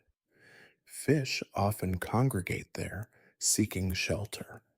You cast the net carefully, letting it drift for several minutes before hauling it up. This time, you pull in a half-dozen medium-sized silver fish, their bodies vibrating with life. You grin at the bounty. Tonight's dinner will be a feast compared to the last few meals. You string the fish on a line and hoist them to a length of rope above the pit. Then you stoke a fresh bed of coals using char mixed with dried seaweed to generate a sweet aroma that converts quickly to smoke. You set the smoking fish in place and lean back, absorbing the satisfaction of bounty and craftsmanship. You sip water and trace the foam bumper you installed, noting how it diffuses incoming slaps of water. The raft feels more robust, more like a vessel than random debris. But you cannot rest on structural laurels alone. You must prepare for tomorrow's unpredictables. You shred torn netting into narrow strips, winding them into a spare coil of rope. This secondary rope will serve as an emergency tether should your main lines fail. You label it back up in your mind, knowing that redundancy is the bedrock of survival. You stow it beneath the shelter floorboards, hidden but accessible. Your attention turns to navigation. Drift alone is aimless. You need direction. You recall how Section 2 taught you to read currents, and Section 6 taught you to master swells. Now you combine those lessons to rig a makeshift drag anchor. You salvage a length of chain from the debris and attach it to a weighted buoy formed from an empty jerry can filled with stones. You lower it overboard on a sturdy rope, letting it trail some 20 feet behind the raft. The anchor slows your drift, offering a rudimentary sense of course when you adjust the buoy's position relative to prevailing winds. You note the slight pull of the line you are edging south southwest, likely following the north equatorial current's subtle direction. You draw a compass rose in chalk on the deck, marking approximate directions based on the sun's angle and your observed drift. You add notations: sunrise east, sunset west, anchor line pull SSW. It is crude, but it imbues you with purpose. You are not merely adrift, you are voyaging. Afternoon's heat drives you beneath the canopy. You sip your remaining ration, careful to stretch each swallow. You place a slab of driftwood beneath the smoking pit to redirect smoke away from the raft's center, preserving your improvised shade. You let your eyes close briefly, listening to the buoy's gentle bob and the anchor's soft tug, a lullaby of purposeful drift. As the sun leans westward, you return to rigging a sail improvement. You gathered extra plastic fragments earlier. Now you stitch them into your sail's most tattered patch. Each patch adds square inches of usable sail, granting better catch in light breezes. You knot each corner, test the stretch, and lift the sail to let it billow. A faint breeze snags the sail's edge, and the raft veers slightly to port. You nod, satisfied your course has adjusted. You are no longer at the ocean's mercy, you are its pilot. You lounge against the mast, sipping water, tasting smoke, and surveying a raft transformed, reinforced hull, buoyant bumper, secure joints, fresh rations, and navigation aids. 10 days adrift, and each sunrise still feels like a gift. You steel yourself for night. You will stoke the coals one final time to burn leftover seaweed shavings, creating a faint smoke signal visible to distant planes or ships. It is a long shot, but every signal counts. You set the fire pit, offering a controlled, slender plume of smoke that curls into the evening sky. You cover half the pit to temper flame height, ensuring smoke visibility without attracting sharks. You step back, arms folded, and watch the signal, your silent plea to the world: here I am.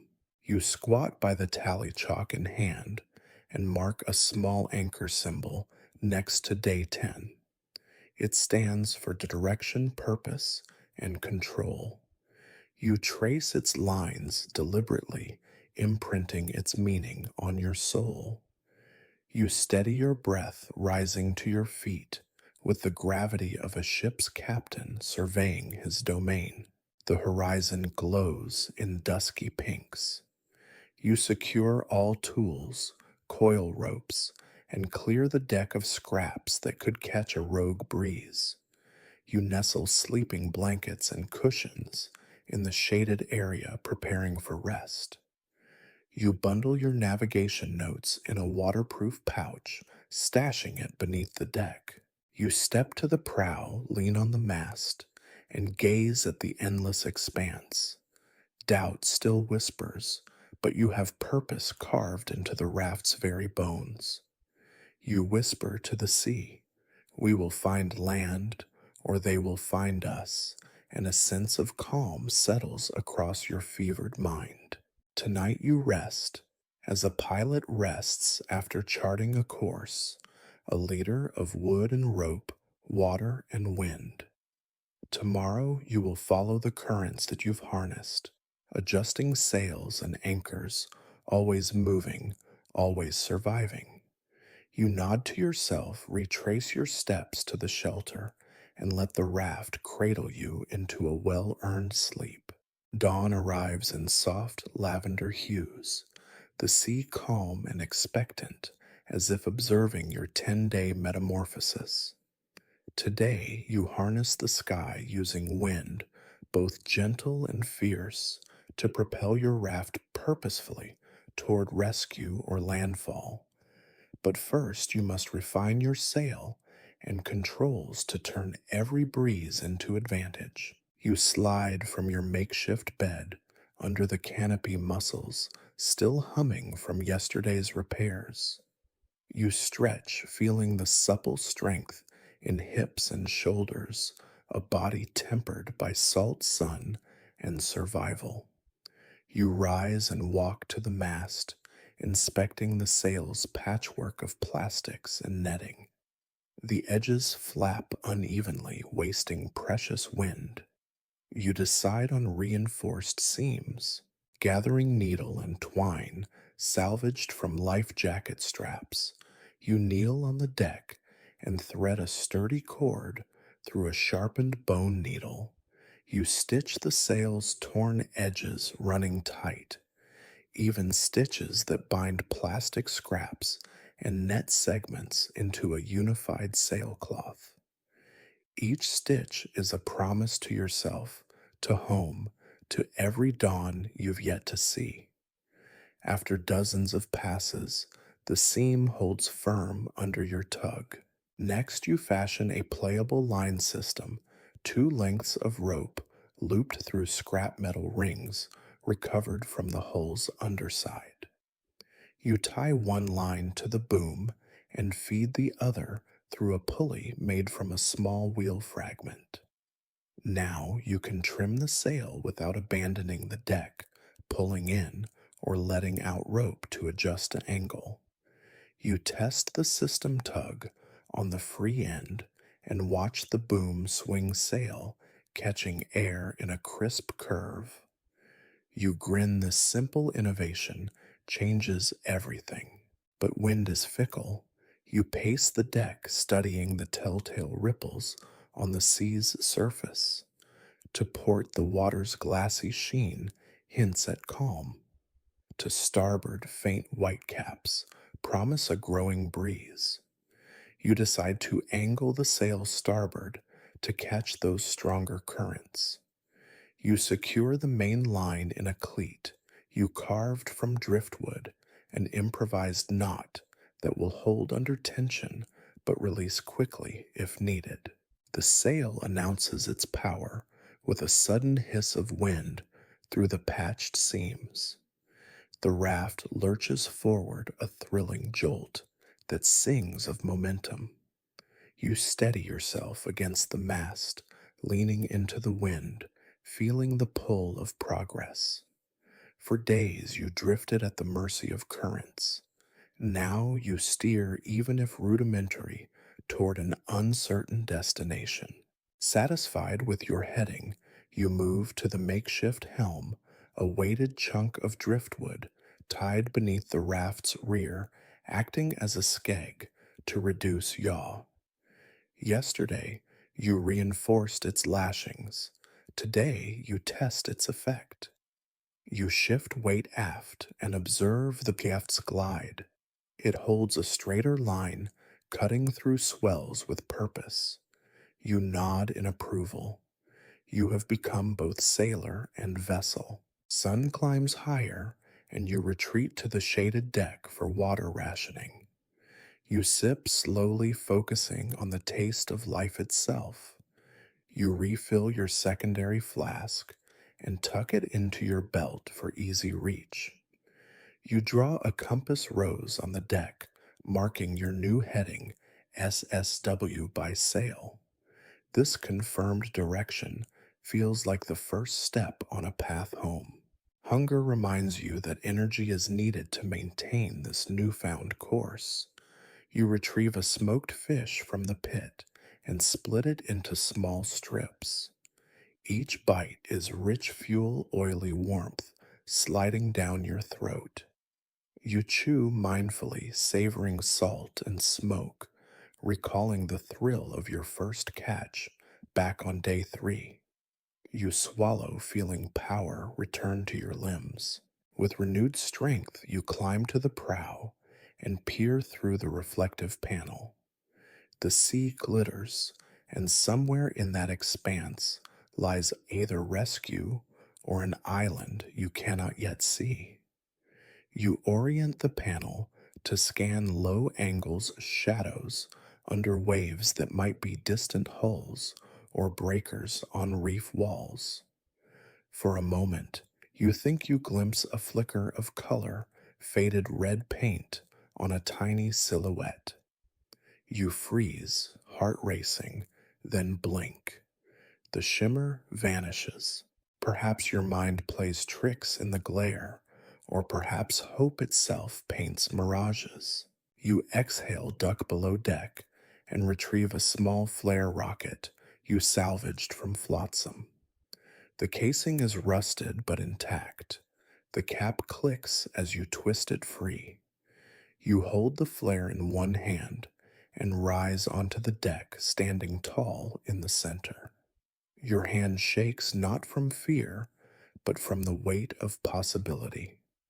If you fire this into the sky, you risk attracting sharks with light reflected on the water, but the potential reward drawing in passing aircraft or ships outweighs the risk. You light the fuse with a spark from your flint and steel kit, heart pounding as you watch the tip glow. You breathe out slowly and lift the flare high, scanning for an open sky free of clouds. At the chosen moment, you hurl it upward. It streaks fire against the pale blue trailing smoke that broadens into a luminous plume. You squat, eyes shielding from falling embers, listening for an answering engine or a shout. Silence returns, but your heart flutters with adrenaline. You take another swallow of water, letting the liquid calm your nerves. You secure the spent rocket pod to the deck. Every item on this raft is part of your identity, now even discarded shells of hope. You return to the sail, adjusting trim to a finer angle as the wind steadies. The raft picks up pace, gliding over the swell crests with steady grace. You pace alongside muscles loose, breathing in time with each wave.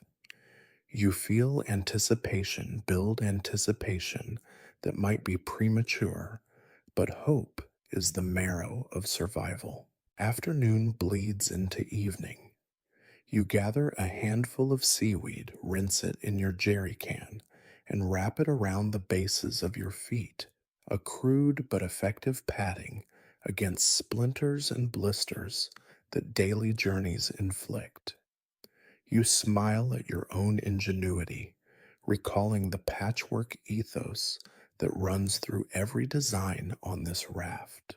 As the sun tilts low, you ease the sail to reduce speed, gliding into a gentle drift. You coil ropes, pack tools, and settle under the canopy's shade.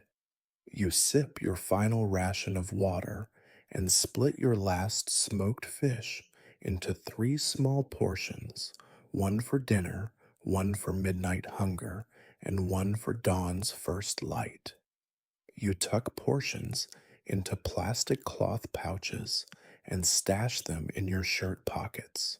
You draw in a deep breath and step to the prow, arms spread wide. The raft drifts purposefully, nearly humming with forward motion. You whisper, "This is progress," and feel the weight of isolation lift fractionally. You are no longer drifting at random. You are sailing, making decisions, controlling your destiny. You turn and face the tally chalk, traces marking 10 days of storms, swells, sun, sharks, and innovation. Day 11 mastered the wind. You scrawl beneath the compass, rose, then run a finger through the chalk, smudging it into permanence. You lower your head in respect to the raft your partner in this journey. Tonight you will stoke a small signal fire, then rest it tethered by hope and determination. Tomorrow you will track your drift, adjust sails, and perhaps finally glimpse land or rescue. But for now, you stand at the prow, feeling the wind in your hair, the raft gliding beneath you, and the promise of tomorrow's horizon glittering ahead. The air is oppressively still, the water glassy and mirror bright, as if the ocean has forgotten its own pulse. You wake to a world devoid of motion, a stagnation that weighs on your chest like lead. Gone are the rumble of swells, the hiss of storms, the hiss of wind in the sail. Today you face the doldrums, endless calm, where neither raft nor spirit moves easily. You steel yourself for this test of patience and ingenuity. You rise and push aside the canopy's shade, staring into a sky so uniform it seems to press down on the sea. No shadow of bird or cloud crosses the horizon. Even the reflective panel you clutch offers nothing but blinding glare. You twist the panel in your hand, feeling its metal edge warm under the sun. Without wind to fill the sail, your raft drifts aimlessly each second, stretching into an unbroken ribbon of tedium. Hunger and thirst sharpen your senses. You drain the last of your midday ration, tasting dust and salt on your lips. The jerrycan lies half full, the stills yield stuttering as humidity fails to condense without temperature differentials. You know that in these stagnant hours, water collection will slow to a crawl. You cannot let complacency seep in. Complacency in the doldrums is a quiet killer. You pace the deck, scanning for floating debris you might tow to generate artificial current. There, a broken plastic barrel bobbing a few feet away. You secure a light rope to the raft's rail and lower a weighted stone into the water to steady yourself. You reach for the barrel and pull it alongside, then loop the rope around its handles. You heave muscles straining and drag it closer. The barrel rattles against the hull, creating a small wake. You tighten the rope to maximize drag, transforming your decoy into a makeshift drogue. Testing the setup, you angle the raft slightly by shifting weight aft and lean into the barrel's tug. The hull groans, but you feel a subtle pull forward. It isn't much a trickle rather than a torrent, but motion, however slight, feels like salvation. You adjust the barrel's position until its wake glitters behind you, and you let a small smile flicker across your sunburned face. You have beaten the stagnation, if only inch by inch. The sun climbs relentlessly, and the heat becomes your next adversary. Without the breeze to cool your skin, sweat pools beneath your shirt and trickles down your spine. You return to the shade canopy and tighten its supports, ensuring it won't sag under the weight of your heatwave refuge. You splash water over your head, grateful that yesterday's shade innovations keep it from evaporating instantly. You tie damp cloth around your neck, closing your eyes as moisture seeps in, offering fleeting relief. With motion reintroduced, you focus on sustenance. The fishing nets hang lifeless at the rail, useless without currents. You decide to turn maintenance tasks into distraction therapy. You kneel by the mast and inspect every knot retying phrase with deliberate slowness. Each knot you tighten is a small victory over the crippling boredom that gnaws at your resolve. The raft's seams become your meditation, and the rhythmic motion of stitching soothes your frayed nerves. Next, you inspect the solar still. Condensation drips onto the tarp's underside, but droplets hang like reluctant guests unwilling to merge and fall. You adjust the angle of the still's plastic canopy by propping a board under one side, steepening the incline so water can run down more efficiently. You scrub the interior clean with a seaweed brush clearing salt and film that blocks condensation. Tiny beads begin to form and slide down. You catch them in your flask and savor each drop as if it were nectar. Time blurs in the doldrums, minutes expand into hours, and hours into days. You draw another tally on the deck, day 12 with a droplet symbol next to the count.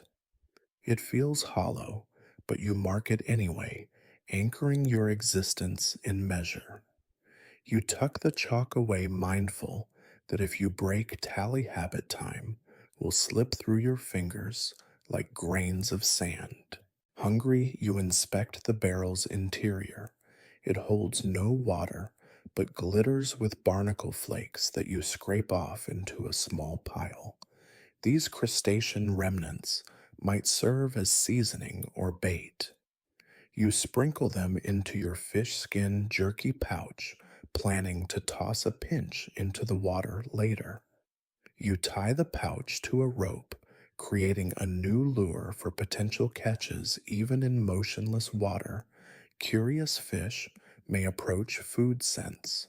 You settle at the raft's prow and lower the baited jerky over the side, dragging it in gentle circles. For a long moment, nothing happens. Then you feel a mild tug. You brace and yank the line. A small snapper twitches at the end. You reel it in, muscles burning, but heart soaring.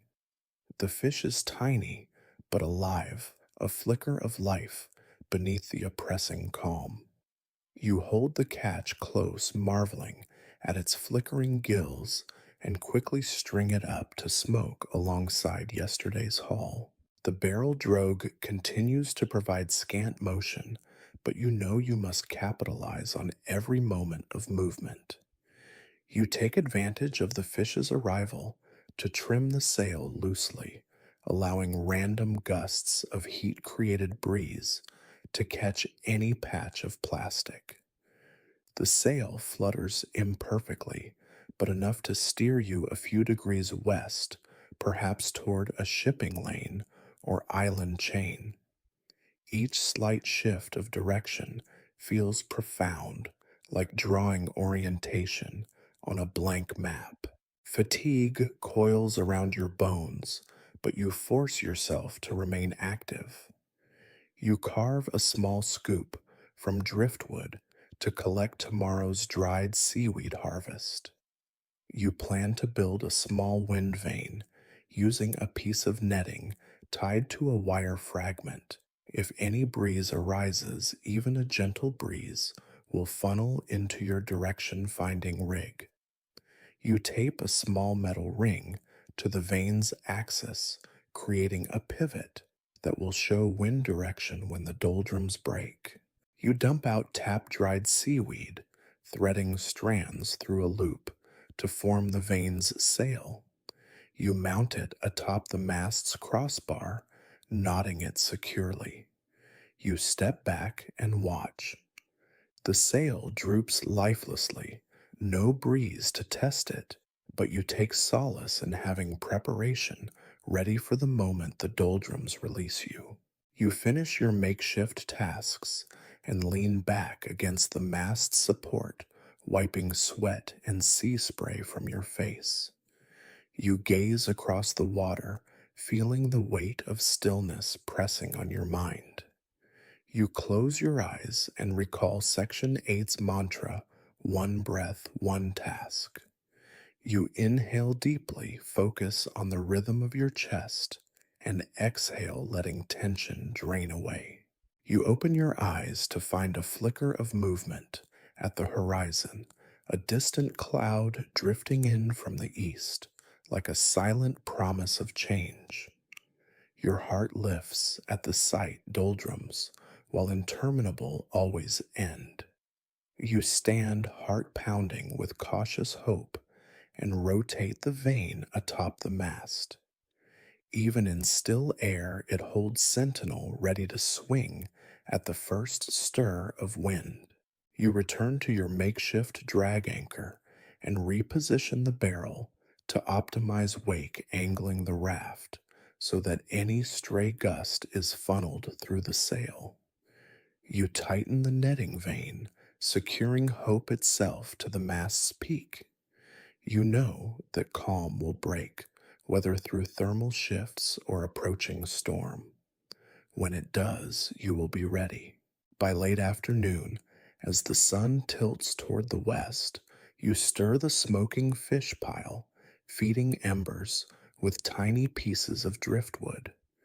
The scent of smoke drifts lazily into the sky, too gentle to attract predators, but enough to cloak your presence.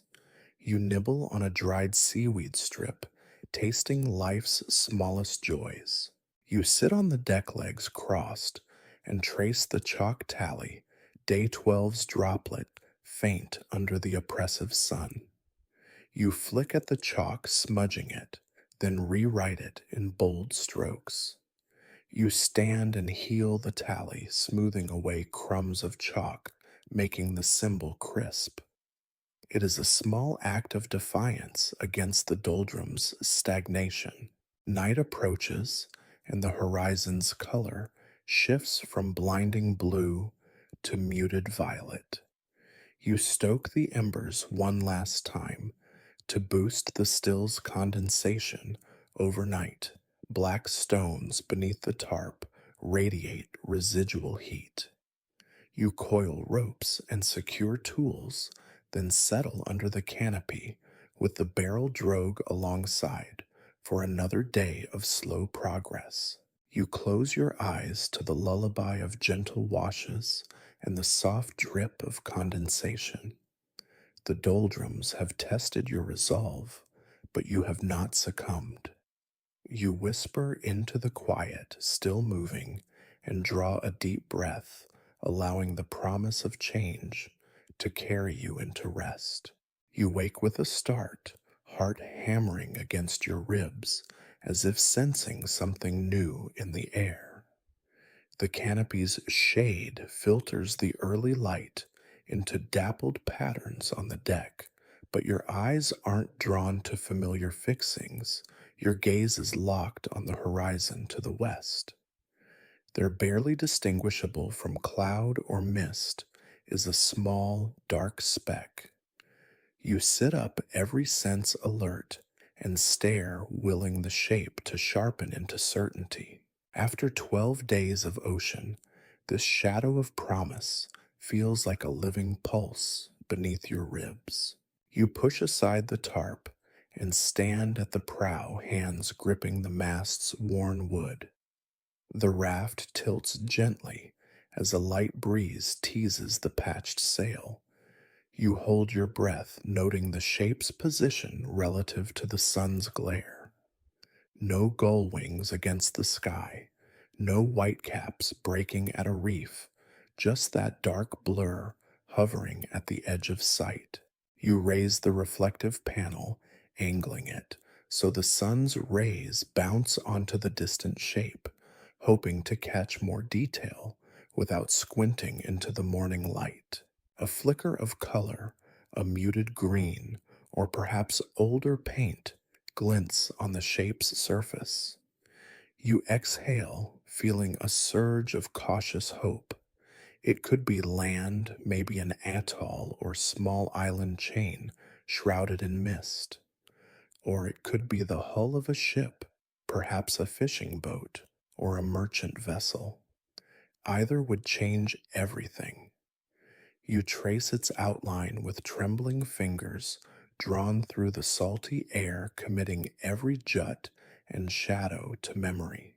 Your mind races, prepare the flare, secure the raft, and ready an approach that balances speed with safety.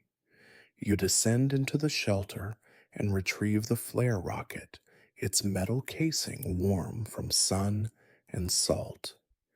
You tuck it into a dry cloth for safe handling and slip it into your shirt pocket, close enough to draw quickly.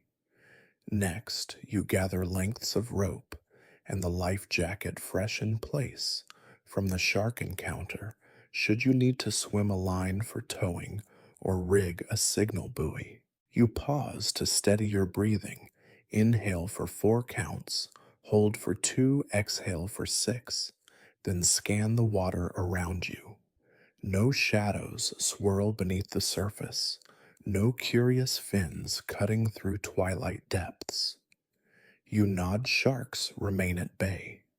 You push yourself to the bow again, stepping carefully over patched planks that still groan underfoot from yesterday's maintenance. Your feet brush seaweed, drying in the sun, but you ignore the itch of salt and grit, focusing on the distant speck. You raise the makeshift pulley line and ease the sail to catch the light breeze, angling it more directly toward the sighted shape. The raft responds with a gentle shudder as though waking from torpor and begins to drift westward. You adjust the boom line, clipping it into place at a tighter setting, and feel the craft accelerate, carving a subtle wake toward your unseen destination. Minutes pass in quiet anticipation. The speck grows imperceptibly larger as you drift the wind, holding steady in your sails. You sip water mindfully. Too much now could leave you vulnerable, later, too little, and your strength will wane. You ration a small gulp, wetting your throat, then store the flask back in its shaded nook. Your pulse calms, but excitement thrums beneath your skin like a live wire. You decide to prepare your signal fire, hoping that if you near land or passing vessels, smoke will rise in a visible plume. You scramble to the pit and gather last night's embers, fanning them with seaweed shavings until a slender column of smoke coils skyward. You keep the fire low and smoky, not enough to attract predators, but enough to mark your position. You step back, eyes flicking between the gray plume and the horizon's speck. With luck, they converge in someone's field of vision. The sail holds its course as the raft rides gentle swells. You scan the horizon with the panel leaning left and right to catch shifting angles, and the shape clarifies a low ridge trees, perhaps in silhouette against a pale sky. It's land. Your chest tightens at the word. Land. Your body stiffens with disbelief, then slackens as reality settles in. Tears stinging salt and sweat burn the corners of your eyes, but you blink them away, refusing both breakdown and premature celebration. You need confirmation. You crouch and retrieve your handheld makeshift monocular, a lens from a shattered camera taped into a tube. You level it by bracing your arms on the mast's supports, then peer through. The jungle canopy rises behind a faint white coral reef. You can see the outline of palm fronds and maybe a coconut husk bouncing on a beach. You exhale slow and deliberate, tasting relief in every breath. This is not a mirage. You will stand on solid ground again.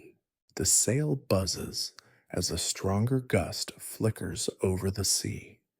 You adjust the sheet to capture the new energy, letting the raft surge forward faster now toward the promise on the horizon. You brace your legs wide, hands steady on the boom, feeling the familiarity of mastering wind from Section 11 surge back. This is no small drift. It is a planned voyage. You double check all preparations.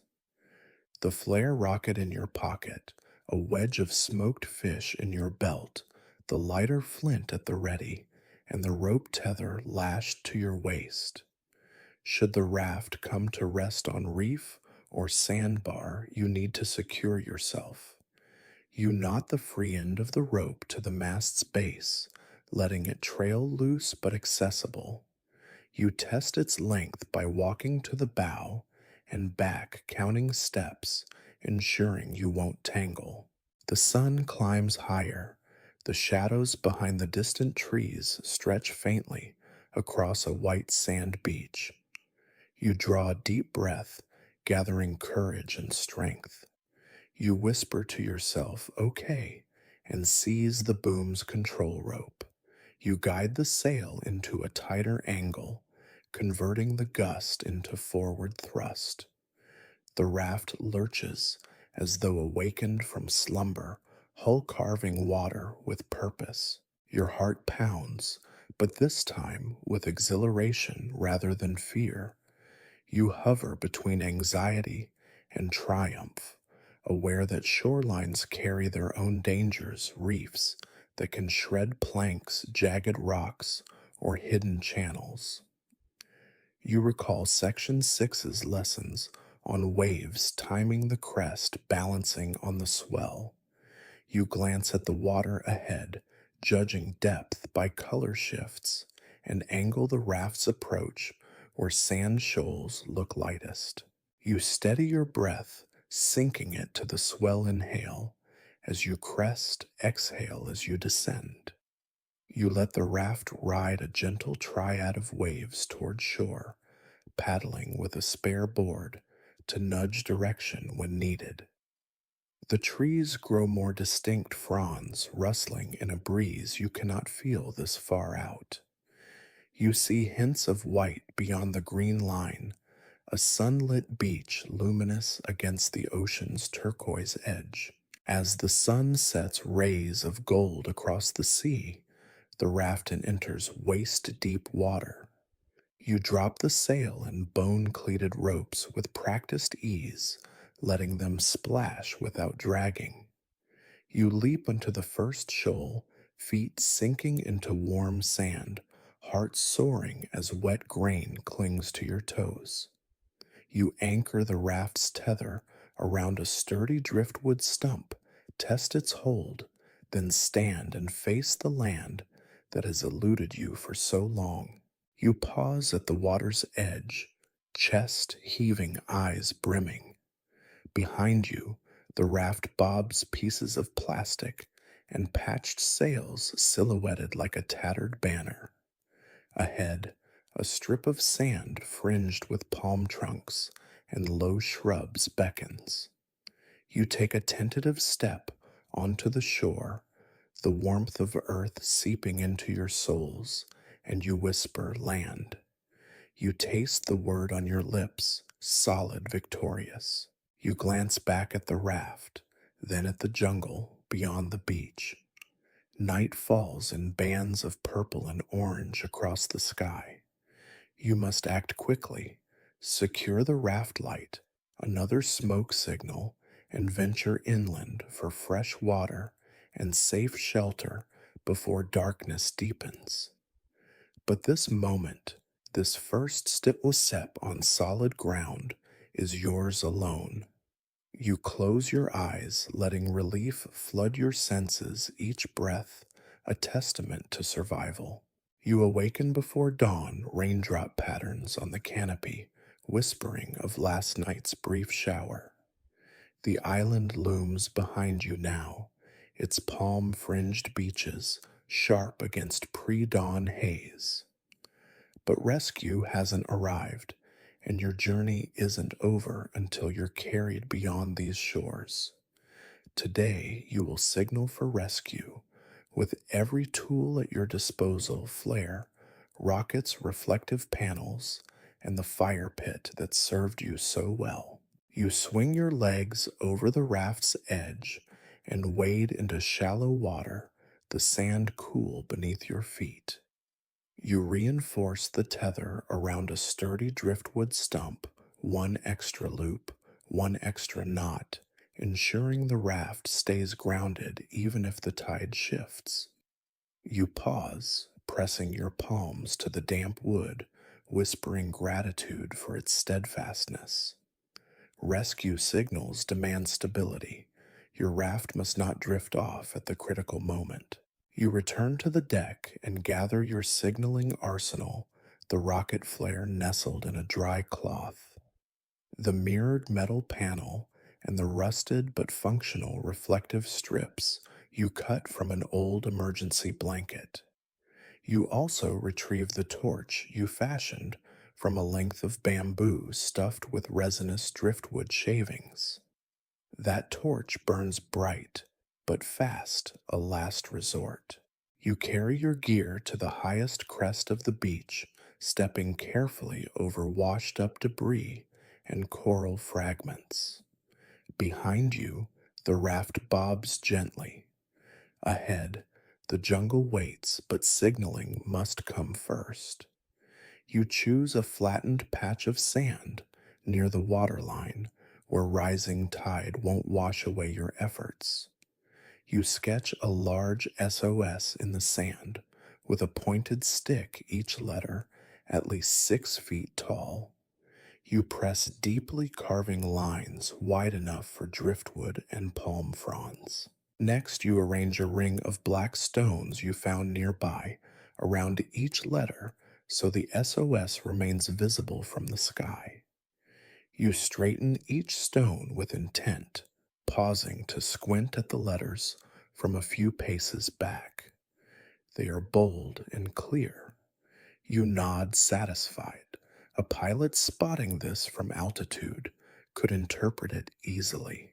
You then scatter palm fronds and driftwood sticks along the lines, contrasting the dark stones with light organic materials. Around the SOS, you place 3 small piles of seaweed to hold the fronds in place should wind gust. You finish with a broad sweep of your hand, clearing stray debris that might obscure the message. The beach now wears your plea like a banner SOS. Dawn's light grows brighter. You squat beside the SOS and assemble your reflective panel. You brush sand off its mirror-like surface and pocket it. You then dig a shallow pit at the center of the nearest O, placing charcoal from your smoking pit in the depression. You heap a ring of small stones around the charcoal, creating a contained fireplace. When lit, the smoke will rise in a thick plume, visible against the jungle backdrop. You stand and survey your work, the carved SOS encircled by stones and framed by fronds, with a central fire pit ready to ignite. You feel a spike of hope. This is no longer mere driftwood and spliced sail. It is a staged invitation for rescue. You turn to the raft and grab the flare rocket. Its fuse glows faint orange. You tuck it into your shirt for warmth and head back to the raft to assemble additional signals. On deck, you rotate the makeshift wind vane you built in Section 12, noting the breeze direction eastward toward an open sea. You place the reflective strips on that side of the raft, affixing them to the mast's crossbar. Each strip glints defiantly, ready to catch the low-angle sunlight and flash at passing vessels or aircraft. You secure the mirrored panel to a swivel mount, a notch in a plank you carved days ago so it can pivot. You tighten its rope line without constricting movement. Then test the swivel.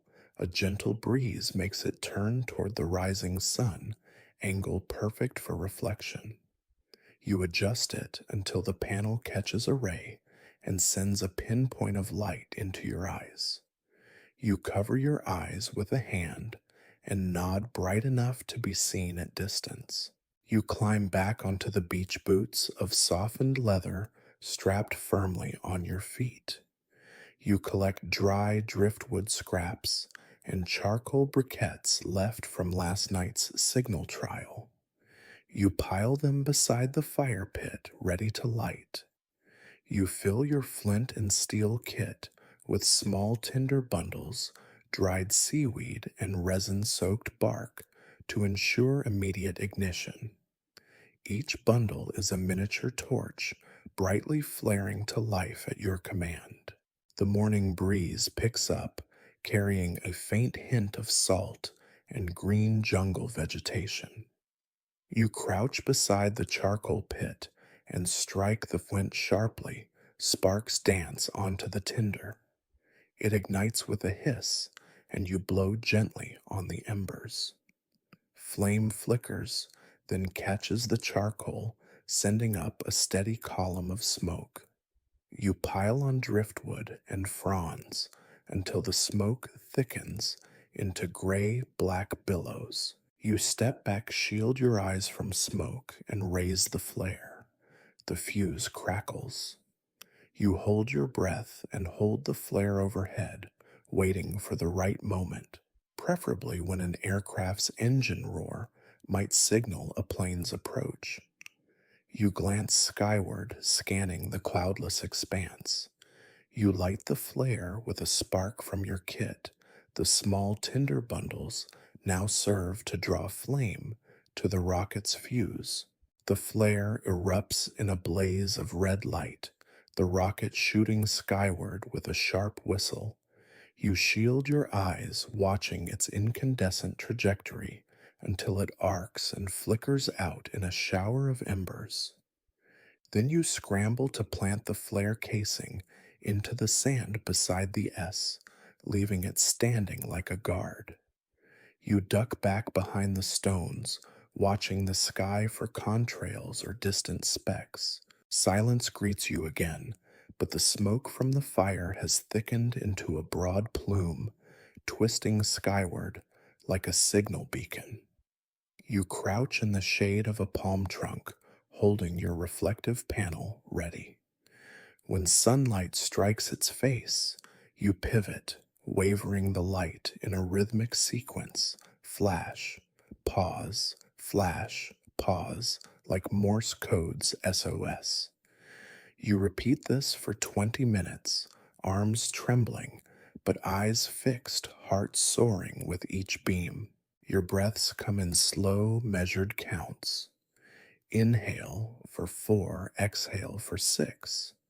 You remind yourself that tension betrays fatigue.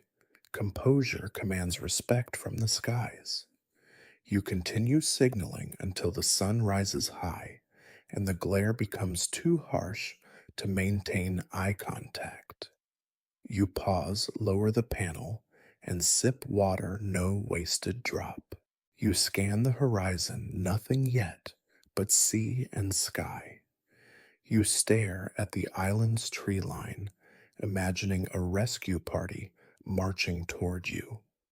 But you suppress the impulse to hope too soon because survival has taught you that patience is as vital as action.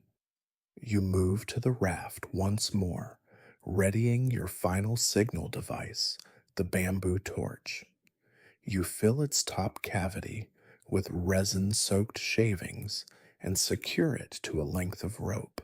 You hold the torch above your head and watch the smoke plume, now thicker, beneath the rising sun, transform into a subtle rainbow prism. You wave the torch in slow circles, then pivot to face east and repeat signaling any ship on converging currents. You alternate between reflective flashes and torch waves, a dual language of light and flame. As noon approaches, you gather your tools and return to the beach's SOS. You clear the pit's burned remnants, leaving the stones in place for rescue to recognize the change. You pile fresh driftwood in a neat stack beside the pit, ready for another ignition. You re-smear the pit's edges with wet sand to keep embers from spreading into tinder. You pause at the rope tether, checking its knot. It remains firm. Your raft waits like a faithful steed. You gather a mouthful of smoked fish strips for energy and chew thoughtfully, watching the smoke from the pit drift across the sand. You let the sun's warmth settle in your muscles and reflect on how far you've come, from despair on a raft's plank to orchestrating a multi layered rescue signal. As the afternoon light softens, you strike flint one final time and ignite the pit anew, a beacon reborn. You lean against a stone circle and watch the orange glow flicker at your feet.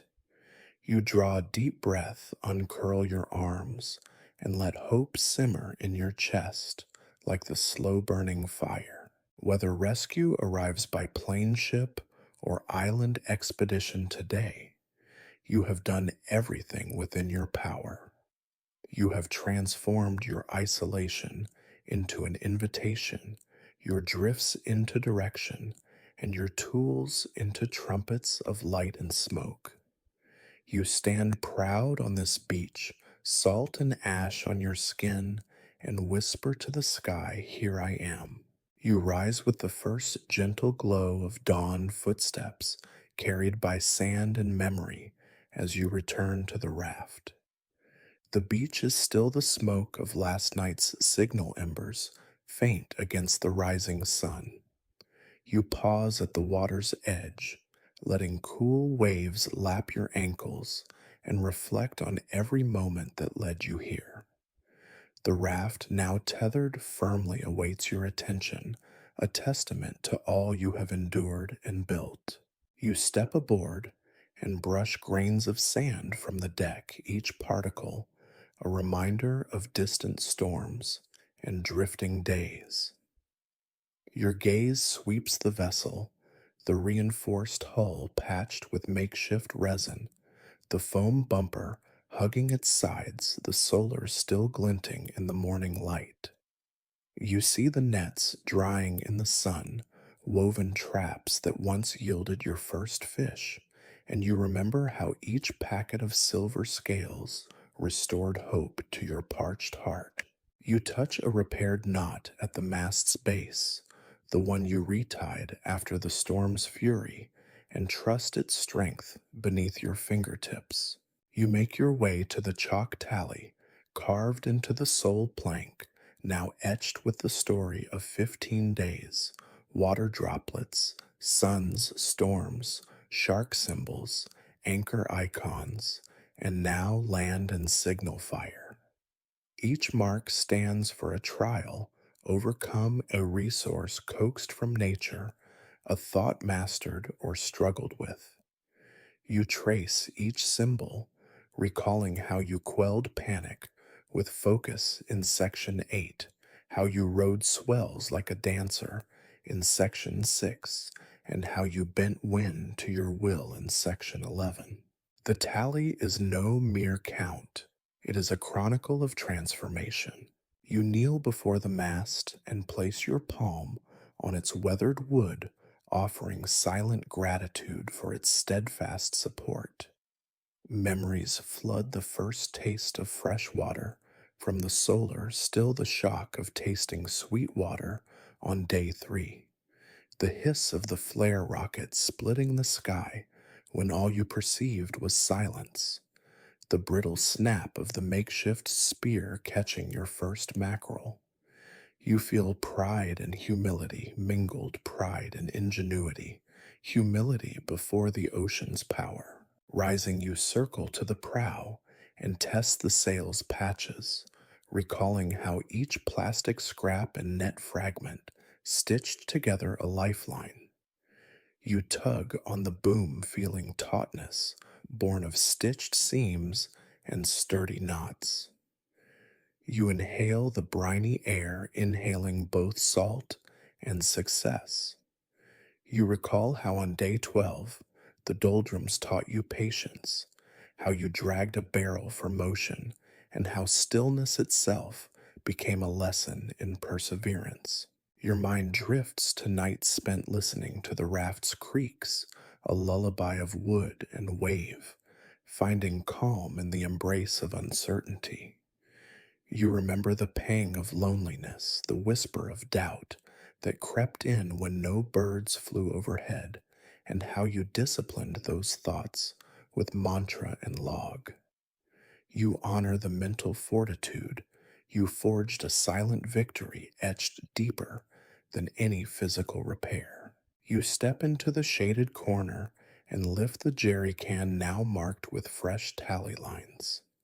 You drink deeply savoring water that once felt as rare as rescue. With the liquid coursing through you, you feel the threads of each triumph weave together: resourcefulness in crafting tools, courage in facing predators, resilience in weathering storms, ingenuity in navigation, and unwavering hope in every dawn. You gather a handful of ratified seaweed, your final harvest, and tuck it into your pocket, planning a last meal before departing this beach. You pause to sharpen the bone knife with a chipped stone, remembering how each tool you made served as an extension of your will. You test the blade's edge, then sheathe it safely, honoring its service. At the mast's base, you retrieve the reflective panel and swivel it to catch the sun's angle. A faint beam dances across the water, a silent salute to your journey's arc. You stand tall, body humming with fatigue and exhilaration, and survey the horizon. There, the ocean stretches vast and achingly beautiful, a mirror to your indomitable spirit. Your heart swells with gratitude for every plank, every fray repaired, every morsel of food, every drop of water, and every breath you claimed. You acknowledge the ocean's lessons, the necessity of adaptation, the power of patience, the art of resilience, and you thank yourself for meeting each trial head on. You take a final turn around the deck, fingertips grazing the surface of the solar, still the smoked fish pit, the patched sail, and the tally plank. Each touch reverberates with memory and meaning.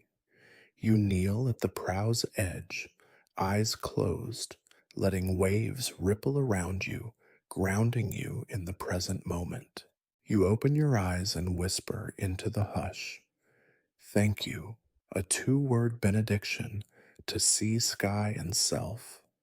You inhale salt-tinged air and exhale doubt and fear, exhale every moment that nearly broke you.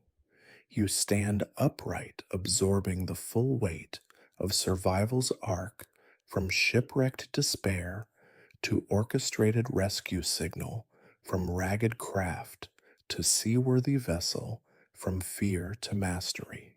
You lift one foot and trace a line in the sand beneath the raft, a final flourish, a signature of endurance. You step back and place your hand over your heart, feeling its steady beat, a metronome of survival. You inhale deeply, savoring the crisp island air, and exhale slowly, ready for whatever comes next. In the soft aftermath of trials, the mind and body seek gentle descent. Time stretches slower, now each breath a pausing between tension and repose, each heartbeat a tender reminder of life's fragility and strength. In the hush of post-dawn light, the sea murmurs its farewells, and you let its cadence lull your senses. Your limbs, once taut with action and anxiety, unfold like petals at sunrise, warmed by the island's gentle glow. The wind, a fierce teacher, retreats to a whisper, brushing against your skin with the softness of feathers. You settle into the sand beneath a palm's protective fronds, letting the grains cradle your form as you breathe into each syllable of relief. Your thoughts drift from survival tactics to the simple grace of existence. Sunlight dancing on water, the scent of salt mingling with earth, the hushed chorus of island birds greeting a world reborn. You recall the scent of smoked fish, the rough texture of splintered wood, the taste of fresh water so precious it felt like magic. These sensory memories become talismans of strength, tokens you carry inward beyond any raft's edge. In this slowed realm, comfort blossoms in small rituals, the methodical seal of a repaired knot, the measured sip of water held cool in shade, the ritual chalk tally that marks not scarcity but triumph. Your body softens, shoulders drop from their drawn posture, and muscles unravel tension as if the island itself massages away splinters of fear. Each exhale releases echoes of storms. Each inhale invites calm. As your eyes grow heavy, you feel gratitude bloom in immense tender warmth that shudders out doubt. You whisper thanks to sea storm, sun, sharks, and stars for each taught a lesson that stitched you into a survivor's tapestry. You cradle these lessons close as guardians of your continued journey, whether by rescue ship island passage or sail into new horizons. In the silken half light, you let sleep brush your eyelids, knowing you have forged a life raft of resilience within your heart. Your final thought is a soft incantation. I am here, I have endured, I am enough. The world tilts as dreams beckon, with gentle fingers promising rest and renewal. And as your breath deepens and shadows lengthen, you drift into the island's lullaby, a whisper of peace carried on tropical breezes.